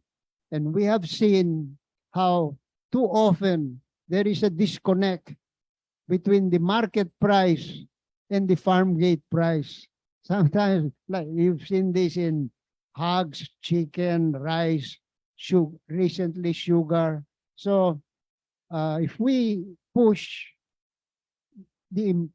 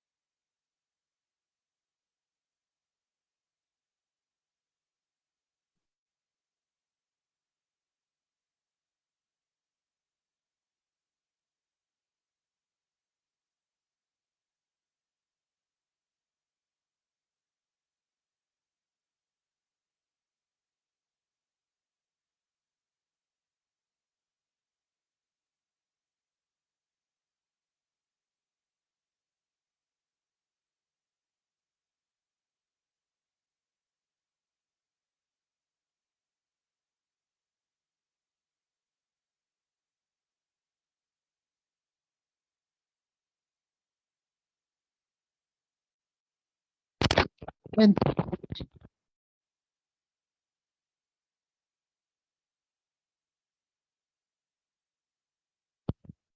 lot of plants, a lot of plantitos and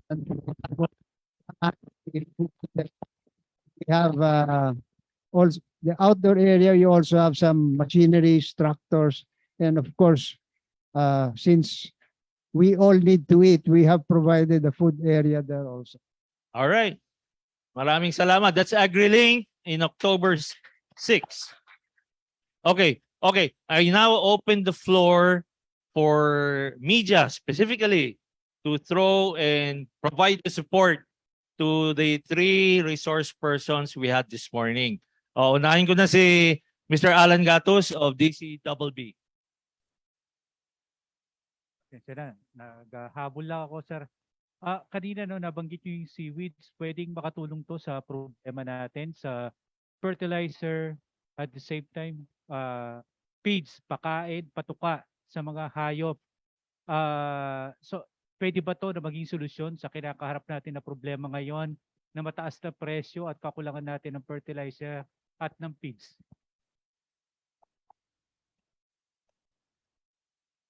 Thank you. Jimbo. Pwede, ang seaweed po ay may kakayahan na para tugunan yung pangangailangan natin sa pataba, halimbawa, at saka sa feeds. Katulad po nung, kasi ang seaweed po ay mayaman sa potassium, sa nitrogen, at saka yung calcium. No? Pwede po ano. At of course yung sa salt, yung ano. Tapos yung kay ito po na patunayan na po yung pataba na may ginawa na po ang pag-aaral ang Philippine Nuclear, yung firma, yung Karajinan itinrate nila, nagamit nila pataba. Tapos yung pong drippings, natural drippings ng pag pinatutuyo ang seaweed, pwede pong i-apply na fertilizer po yun. Mahusay po rin yun. Yun po ay kumbaga sa basura na galing sa seaweed na pwede mong gamitin. In fact, marami pong mga magtatanim ng seaweed sa probinsya. Ginagamit nila ito sa pagpapataba ng kanilang mga halaman. Ano. Ngayon, hindi nga lang po namin malaman kung at what extent, kung anong volume ang pangangailangan para matugunan yan. Pero meron na pong mga commercial fertilizer, liquid fertilizer from seaweed extracts. Ngayon po, sa pagkain naman po sa hayop, pwede rin po ito kasi meron po isang klase ng seaweed na napakataas po ng protina. Pwede pong ipangpalit yan. In fact, meron pong nagtanong dito sa atin na meron tayong nakikita seaweed nito, pakain po sa baka. Dahil ito po nagko-control ng pag-emit ng methane. So, yun po yung mga ano niyan. Pwede na rin pong diretsong, alam namin, pwedeng pakain. Hindi nga lang po ginagawa ito in commercial scale. Pero sa backyard, pwede po. Okay. Secretariat, kung may magtatanong sa online, paki-inform ako, no? So, the microphone is available. Anybody? Okay. Jasper, please. Good morning po. Sir Jasper from Business Mirror, to our two leaders from Seaweed and Bamboo. Sir, common problem na discussion today is the budgetary support. And next year, the DA has a budget increase of about at least 70 billion. So from your both industries, sir, ilan po ba dapat yung minimum budgetary support that we're asking the government to provide to the seaweed and to the bamboo industries?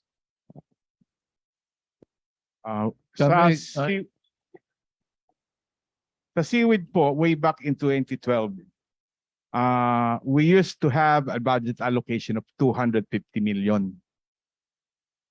Ngayon po, 40 na lang.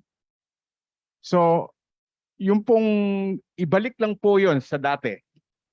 Malaki na pong, it will go a long way at matutulungan na industry. Kung ibabalik yung 2.7, ang hiningin lang namin is 2 billion lang. Kasi divide nyo sa 13 regions yan, mga tiga 100 million plus yan no? Malaking bagay ito doon sa paggawa ng ating planting materials, pag-develop ng mga sa ating mga commercial bamboo plantation, na napakalaking tulong sa livelihood sa ating mga rural farmers. The bamboo is also designated as a high-value crops, part of the high-value crops. Kaya pwede doon sa high-value crops funding. Malaki-laki yung pondo ng high-value crops. Pwede na tayo sumingit doon, Jasper. So, follow up lang, sir, kay Sir Jimbo. Sir, you've mentioned, maganda sir yung comparison niya with the misinformation and the anti-Karajinan campaign abroad, no? With the likes of the CNO before. So are you appealing to the government na magkaroon din ng counter-marketing campaign ang Philippines in partnership with the private sector? Like what we did before for the CNO sa US market din? Yan po ang aming pilit na gustong makuha yung budget support. Kasi po, one way to defend Karajinan, dapat science-based po yung ang mga binabato sa atin, kinakailangan patunayan natin through scientific study or research para maging acceptable. So, yun po ginawa na natin the past, binigyan ng pondo, yun po ang inaasahan namin na sana maulit yun. Dahil mahirap pong hindi tayo bigla na lang magkaroon ng ganitong desisyon, yung aabulin natin, magraras tayo.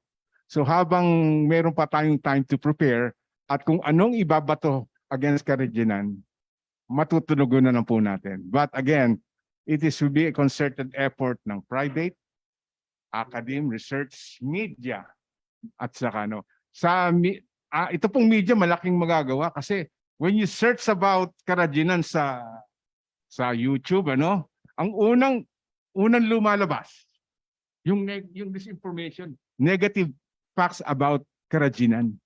Hindi na-highlight yung benefits or beneficial use, yung usefulness ng Karajinan. So, yun po yung Thank you, Jimbo. Jasper, you're okay na? Okay. Tsaka si Madam sa likod. Juvie. Una siya nagtaas eh. Ayan na yung microphone. Good morning po sa lahat. Una, thank you, Cathy. Pangalawa,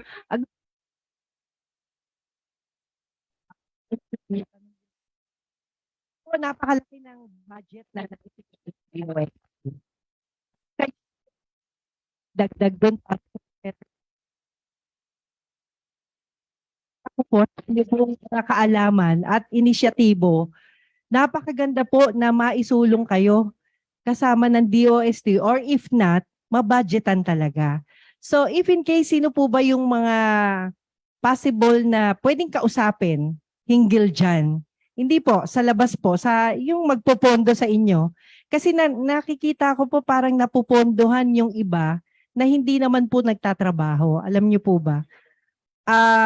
Meron na akong nakausap na ganun huy nangyari. May budget, walang project. Kayo, marami kayong project, walang budget.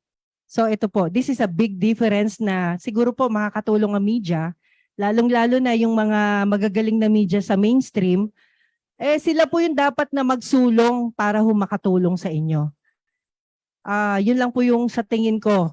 At pangalawa, siguro bigay niyo na po yung mga pangangailangan ninyo at siguro kahit maliit na media lang ho kami, meron ho kaming ingay na maibibigay sa inyo. Salamat po. Salamat, Joby. Salamat.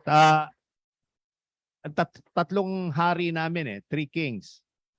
DA, DTI, DOST. The Three Kings. Yung tatlong yan na pag nagtulong-tulong. Saan ka nakakita? The Philippine Bamboo Council, Industry Council, ang chairman DTI. Minsan hindi tumawag ng council meeting. Sinong member? Secretary ng ang Agriculture. Ang DOST, DepEd and DENR. DILG. O yung mga yan, pag nagsama-sama at binigyan ng pondo yung sa DOST naman yung seaweeds at saka yung laban natin sa abroad. We need a budget to fight our cause abroad, yung media, yung ating marketing. The ambassadors, the Philippine ambassadors are supposed to be marketing people. Mga attachés, you have to sell our seaweeds. Malaki laban natin dito. We're second to the biggest in the world. At saka ang lahat na yan na ginogrow natin, sabi nga ni kasamang Jimbo, nandoon sa lahat ng mahihirap na lugar natin. Nandoon lahat. Kung yan maibigyan natin ng boost, bababaliktad natin yung profile ng kung sino'y mahirap at mayaman kasi we are going to $1 billion. We are a nation of lands, islands. Okay? That's it. Council sila bangko, Yung council namin, sa papel yun, okay lang yan. Sa papel. Pagdating sa budget, talaga pong zero. Si Director Madaranga ako sa naghahanap yan Palagi pumupunta kay DB kung magkakaroon kami ng mga activity. Online. I-flash niyo na yung muka. sa online. Question po from Zoom, from Miss Annabel Surara. Tungkol daw po sa Karaginan, paano po ito makakatulong sa mga magsasaka? May follow-up pa rin po ako.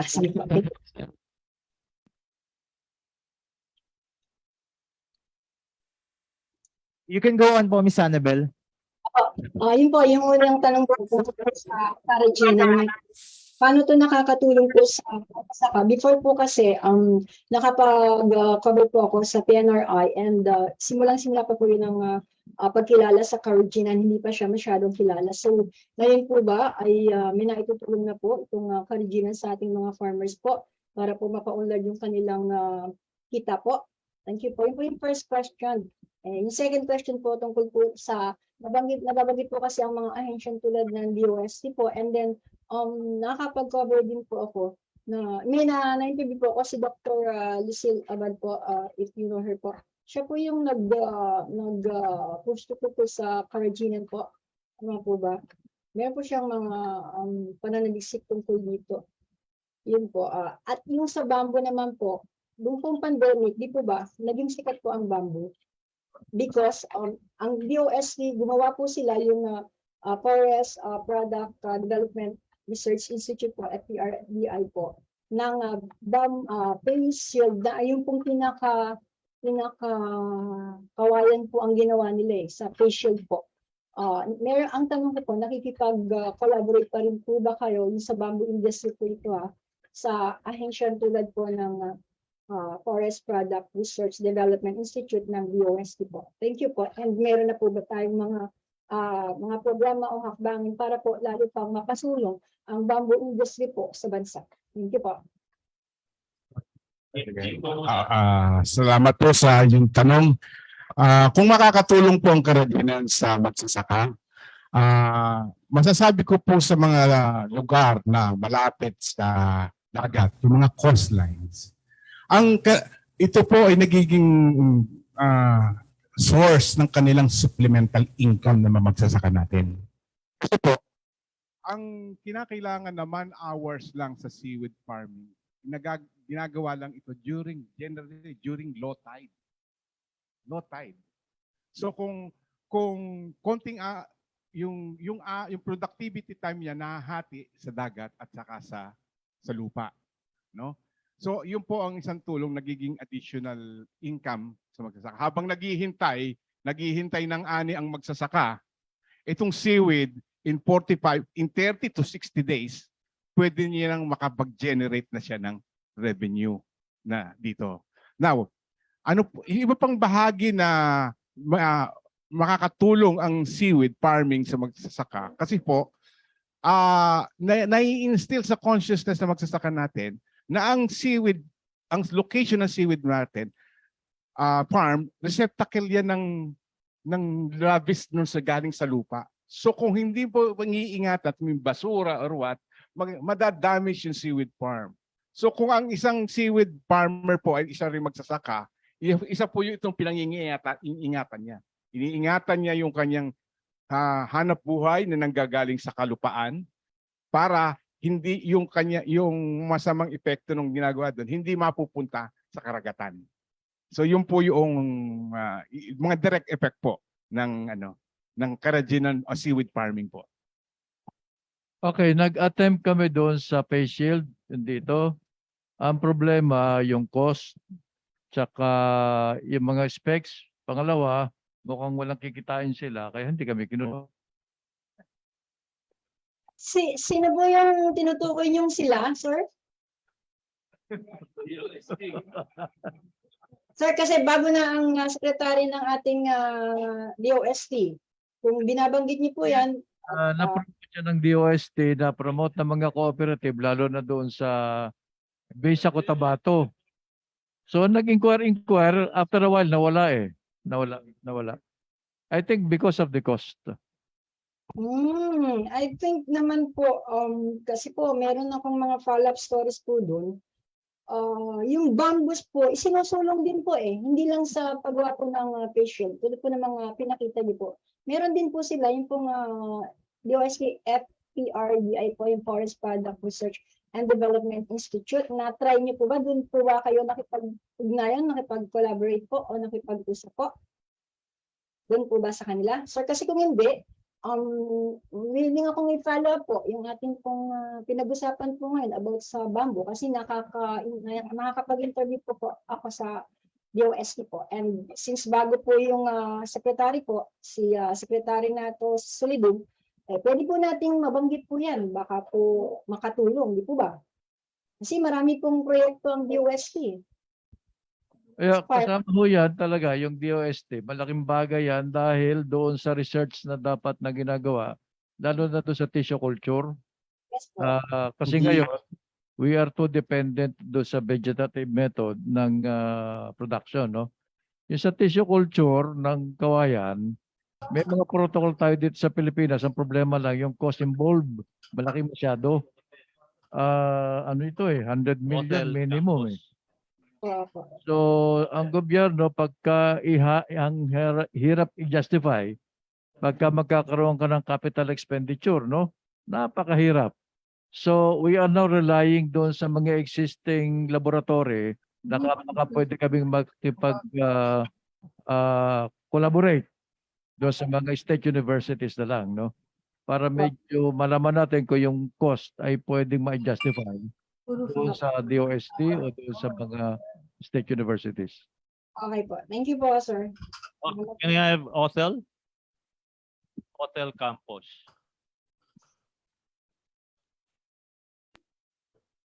And then Kathy, you're next after Othel.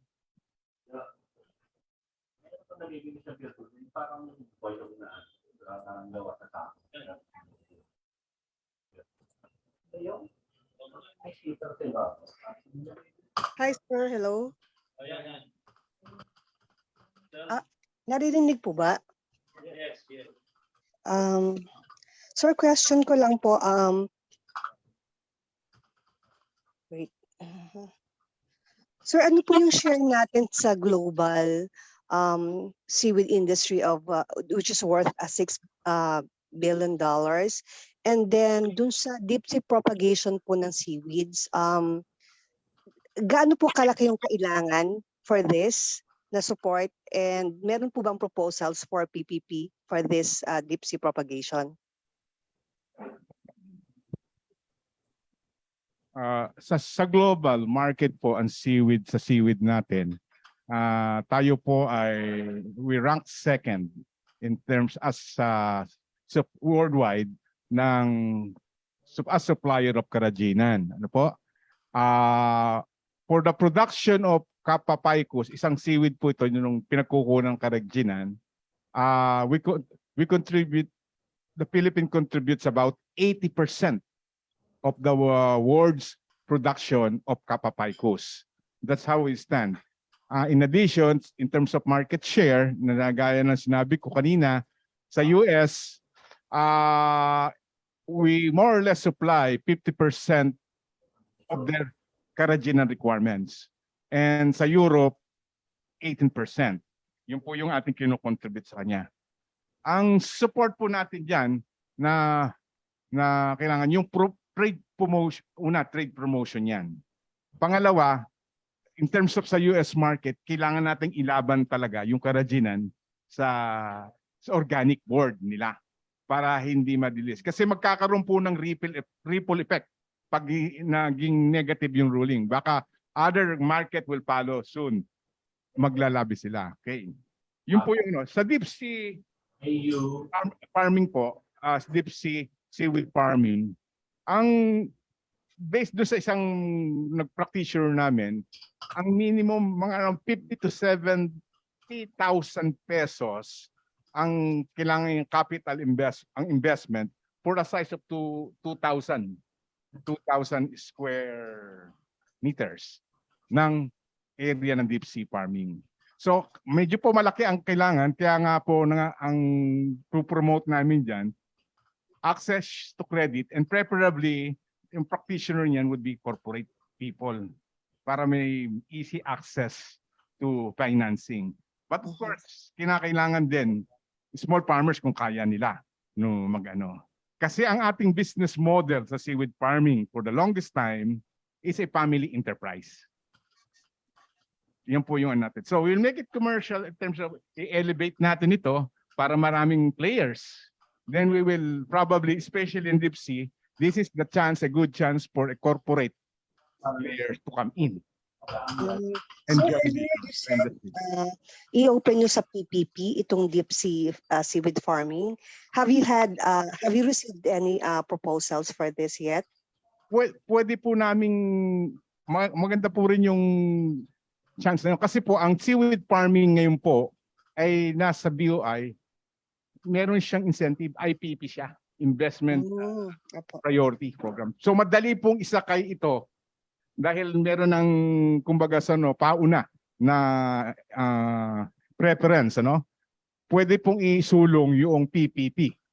Lalo na kung ang private sector will readily respond, especially to develop the deep sea seaweed farming po. So last question na lang po. Have you calculated kung ano yung export potential ng deep sea seaweed farming? Once na ma-cultivate po natin ito sa deep sea, meron po mas malaki po ba yung kikitain ng mga farmers and processors? Malaki po ang potential kasi unang-una, ang deep sea seaweed farming medyo wakma po yan sa climate change. Kasi yung water temperature diyan medyo malamig kumpara doon sa traditional yung sa coastal natin na pag summertime or umiinit ang temperature and that cause seaweed disease. Kaya po yan maganda yung and especially po pag La Nina kung may bagyo, maganda po yung nasa medyo malalim. Kasi yung storm surge naiiwasan. Unlike kung nasa mababaw na lugar, nasisira po yan. Kaya po yan yung advantage. And then, sa seaweed farming, deep sea, viable or doable to have 6 croppings a year, all year round. So twice po ng regular farming lang. Sorry po, pardon, ma'am. Ay sir, ano lang po, sir, na-calculate nyo na po ba kung magkano yung export earnings if ever ma-pursue natin yung deep sea propagation? If we will expand, include natin ang deep sea seaweed farming, in terms of production output, pwede nating i-double yan. If we will use as a yardstick yung current level natin na we're earning around $2 to $250 million a year for certain volume, easily we could achieve double the production kung yun sa deep sea seaweed farming. And in a simplistic way, baka yung kinikita natin ngayon, pwede nating dagdagan. Kaya ang ating conservative estimate, pwede nating gawing $500 million industry and seaweed farming. Yun po yung sinabi nyo kanina, di po ba? $500 million kung naayos ng production. Yeah, the market can readily, I think, can still absorb. Kasi from ang assessment ng industry, from the pandemic, because of the lull natin, the countries will start replenishing their supply, especially the food line nila. So doon yung ina-anticipate na demand ng industry. Okay, sige. Salamat po, sir. Okay, thank you, Othel. Sakyan ko na lang yung tanong ni Othel, no? Wala bang model, both to bamboo and seaweed resource persons, wala bang model ang LGU na nagawa na pwede nating i-replicate? Kasi ang ganda ng resulta nito, it hits on the economies of the municipalities and the poverty alleviation program. Wala bang LGU na nag-model on this na we can replicate with the other municipios? Meron President Manta. na kami nagawa sa Lubao. Sa Lubao, nagsimula kami ng 3 hectares, naging 5, naging 10, papunta na kami sa 20. So, yung nangyari doon, na train yung mga walang trabaho, nabigyan sila ng na-training, nagkaroon ng skills training. So, nagpo-produce na sila ng konti-konting mga furniture. Natuto silang magtanim, natuto silang mag-manage ng plantation. At yun ang pinupuntahan na ng mga LGU. Marami na nagpupunta doon. Ayun po. So sa seaweed, wala pa tayong ganyan model. Nagpasimula na. May nagpasimula na. Ang Palawan province at saka yung mga Tawi-Tawi, yung sa south, sinusuportahan nila kasi ang seaweed doon is a major industry nila. Now, madali po, maganda po ngayon, timely, kasi pag i-implement na yung Mandanas ruling, darati ang pondo, then pwede pong i-promote yan ng local government in their respective areas kasi mas madali, mas malakas ang boses ng mga seaweed farmers or performers kasi malapit sila diretso sila sa namumuno ng kanilang local government. Kaya pakikinggan sila at maririnig at baka bahanggan sila nung share nila doon sa IRA. Thank you. And so that's why I brought up that topic. Media is listening and if there are success models already with LGU partnerships, I think that's the way to go. PCAFI, from our end, yes, we will have position papers on this, but the implementation side, nasa LGU po yan eh. So let's highlight those LGU success stories. Kathy, you're raising your hand. Okay, good morning po sa inyong lahat. Kanina ko pa po kasi naririnig yung shortage sa seaweed, shortage sa bamboo at maraming iba pa. Alam naman natin 'yan. Pero are we saying sinasabi po ba ng PCAFI na ang mababa ang produksyon ng agricultural na produkto dito sa ating bansa at mas lamang ba na ang umiikot na pagkain o agricultural products ay puro import yung mga pinasok po sa ating bansa? Can you comment on that?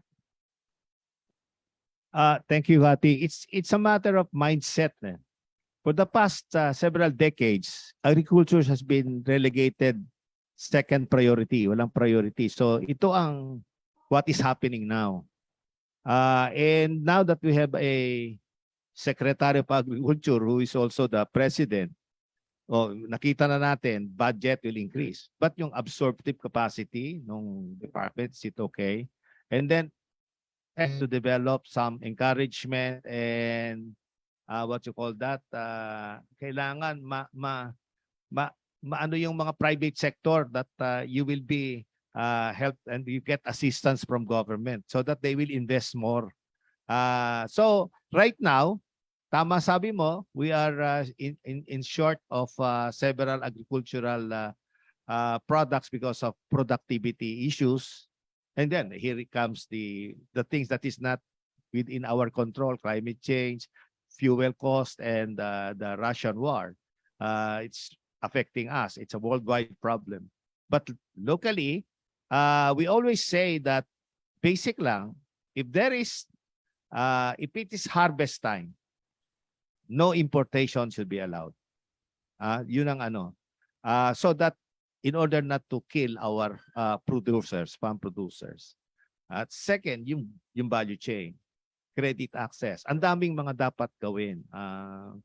And I hope that with this new administration, we can be able to upgrade more or less our productivity and focus more on production. Because if our basis is less mura or cheap, all imported products are cheap, then we should forget altogether agricultural production and let 12 million farmers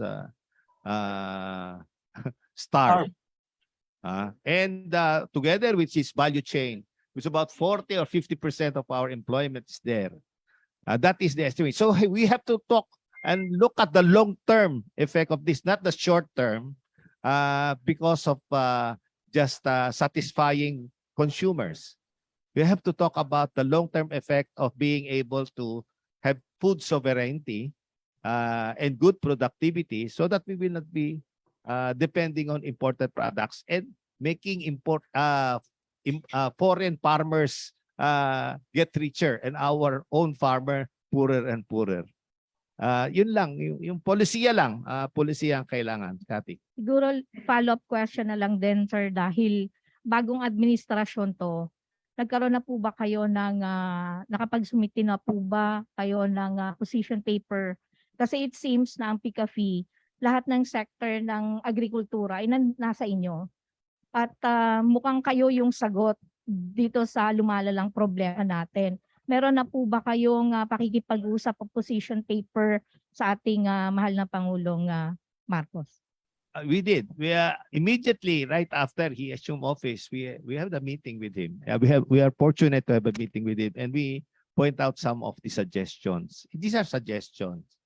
Nagsasuggest lang tayo. Siyempre, sila naman ang masusunod dyan.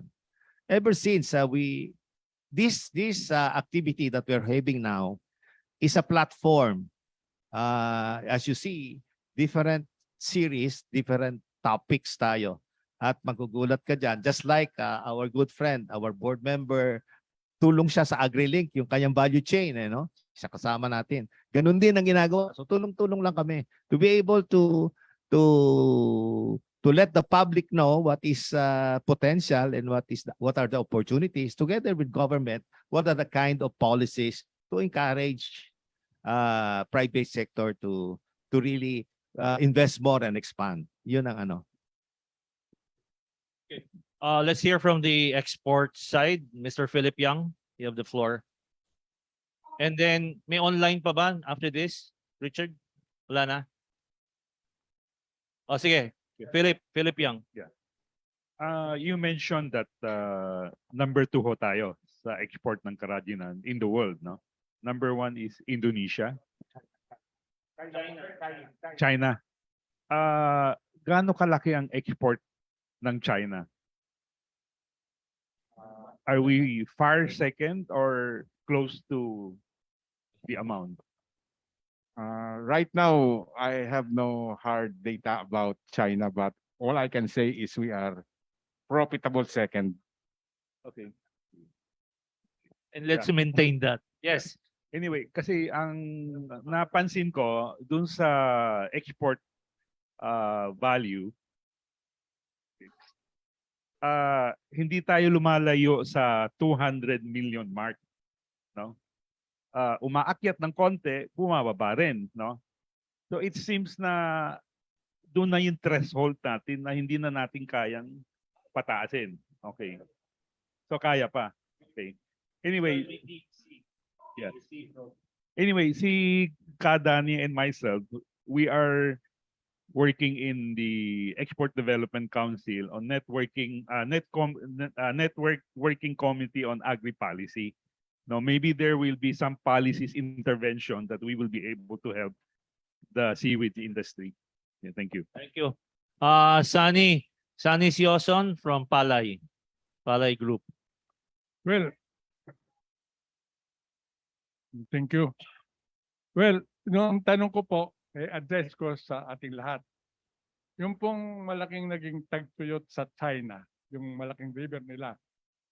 My question is, yung po bang Mekong River, apektado po ba ito? Kasi very concerned ang farmer sapagkat kung ang Vietnam mawawalan din ng tubig, magkakaroon po ng malaki tayong problema. Hindi lang yung farmer, hindi lang yung Philippine government. Dahil mahihirapan na po tayong umimport ng agricultural, hindi lang rice, lahat. Kasi mawawalan sila ng tubig. Sabi nga po ni Sir, ang tubig ay buhay. Ay ni Sir Ordonez, ni chairman ng alyansa na, kapag may tubig, may agricultural production. Pag walang tubig, wala tayong mapuproduce na anumang klaseng agricultural production. So, yung pong sinasabi ng ating mga lawmakers, ng ating mga economic manager, na yun daw pong rice tarification law nakakatulong. Pero sa ganang akin po, mula nung in-implement yung rice tarification law, bumaba yung initial stage ng implementation, bumaba po up to 8 pesos per kilo. Ayaw nga pong maniwala ng isang chairman ng Senado na that's not true. Pero the things I can hold and guarantee, nag-9 pesos po, nag-10 pesos po. At ito po, bumapailan lang sa lahat, sa DCWB, sa lahat po ng radio station, Inquirer, Philippine Star, sa CNN, na bumagsak for the past 2 years, 19, 20, 21 ang production namin at kami hindi kumikita. Pero yung sinasabing mumura ang rice, yung sinasabing rule of thumb ni Sir Doyle, Sir Yusek, dapat kung may 10 pesos, may 11 pesos, makakakita tayo sa merkado ng 22 pesos, 25. Hindi po ito nangyari. At sa NFA Council, mayroon pong isang secretary na madin po niyang binabanggit. Why we produce when we can import very cheap price? My big question is, yung unang tanong ko po, bakit malaking threat hindi lang sa Pilipinas, sa Vietnam, sa China? Dahil ang Vietnam at China, kapag tuluyang ubos ang tubig, they will no longer rise big producer in the world. At hindi na rin tayo makapagyayabang na we are number 1 importer from Thailand at China sapagkat wala na tayong ma-import. At hindi na rin po mangyayari yung kasabihan na why we produce when we can import cheap price. Ngayon, sabi po, narinig ko po kay Sir Doy, ang sabi raw po ng isang sekretary, ang problema kahapon ay problema pa rin ngayon. Sir Doy, sabihin mo sa kanya, ginagalang ko ang kanyang idea, pero mali siya. Ang problema kahapon at ang problema ngayon ay magkaiba. Nung nakaraan, wala pang gahol sa sugar, walang gahol sa bigas, walang gahol sa asin, walang maraming hoarder, walang maraming smuggler.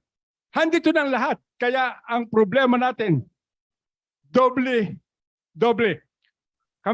Kamakailan po, nakipag-meeting ako sa NFA personnel. Sabi po niya, meeting po at nanghihingi ng suporta sa mga magsasaka na magbenta kami ng palay sa kanila. Sabi ko, tinanong po ako, Mr. Soson, nakapagtanim ka na ba? Hindi pa ako nagtatanim. Dahil hindi nyo naman bibili ng tama ang ani kong palay sa halagang 23 pesos na may guarantee nakikita si Mr. Soson. Kung ako'y magsasaka at malulugi lang, hindi na bale. Magtatabas na lang ako ng kangkong doon sa amin. Libre pa, yun na lang. Ang gagawin kong kanin, gagawin kong ulam, bibili na lang ako ng konting mantika. At saka, bago ko iproseso yung kangkong, matutulungan ko pa yung magagarlic, yung mag-onion, sapagkat kailangan mong ang coconut oil, kailangan mo garlic, pagka kinuha niya. Yung po, kaya po, hinihingi ko po ang tanong doon sa unang kong tanong kung may nakakalang sa atin na apektado ang Mekong River. Thank you very much po. Thank you. Tama po yan, Kasani. Si Congressman Joey Salceda on an interview also mentioned there is drought and yung pagtayo ng hydro dam sa China will impact on Vietnam and Thailand. So the more, it is very important that local production should be increased tremendously. I think this is one big challenge that Senior Undersecretary Ding Panganiban is facing, no? So kailangan magtulungan ho tayo on this, and tama po yung punto nyo. The bleak scenario for rice, especially from the supplying countries, of Thailand and Kasioni, okay na tayo. Sandali lang po, sandali lang po. Amendment lang po. Natutuwa po ako, nalulungkot, pero in spite of the bad news, masaya na rin po si Mr. Soson kasi gumawa man po ng hakbang ang government na magtakda ng government support price na 23 pesos per kilo ng palay. Ngayon po, ang presyo ng tuyong palay from 21 to 22. At kung pagpapatuloy po na yung problema na yan, sayaw at sa gusto ng gobyerno, mabebenta na rin po ng mas mahal ang aming palay. Yan po ang message ni Mr. Soson. Pero nililinaw ko po, natutuwa lang po ako at magkakahalaga ng maganda ang palay namin at kikita kami. Pero in general, nalulungkot din po kami dahil magdudusa ang sambayan ng Pilipino sapagkat ang mahal na bigas hindi naman kaya ng ating mga mahihirap na kapatid dito sa Metro Manila kasi sobrang na ng laki ng inflation. Thank you very much po. Okay, thank you. Ernie Ordonez, I'm calling on you. Your query and your final closing message likewise. Yes, this address to media, a special appeal to media, and I respond to what Annabelle said. Annabelle said, it's not PCAFI, the group that can give the problems. I like to say yes, because PCAFI is part of an alliance that includes farmers and fisherfolk, for which Alianza part and Mr. Shoson is one of our key people, also Science Academy. I like to appeal to media this way. You know, media is probably going to be our best partner because without you, our voice is not really heard. So I like to appeal that PCAFI is in fact the center of this alliance because the farmers give the work, the academe gives the science, but PCAFI makes it happen, makes business. So I like to say, please continue supporting this. Mr. Danny Fausto is one of the best people I know who knows all the sectors. And we need now people who know all the sectors. So thank you to media by covering this because without you, our voice may be lost in the wilderness. So thank you very much, Annabelle, for that question. And I'd like to assure you, I go with all the different groups. PCAFI is in fact a center for the information. Thank you very much. Thank you. And final words, President Danny Fausto, final words. I'd like again to thank everyone. Sa special media, if you are hungry, you can have lunch. I can treat you for lunch.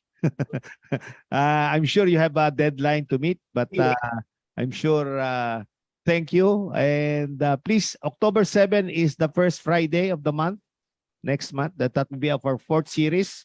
We will be focusing on fisheries because of the pending fish holiday. Fish holiday on November. We should be ready with our supply of fish. And we also will be talking about water. We have a follow-up and follow-through. If you want some follow-through on what has been discussed today or the previous one, we'll bring also some speakers that will give you some information and help us communicate this to our kababayans and our congressman, politicians, and the executive branch. Maraming salamat sa inyo at I hope you have gotten some information no matter how little, konti lang oras natin. Anytime, you can call on us any time of the day. At we can talk more. Thank you very much and thank you again for coming.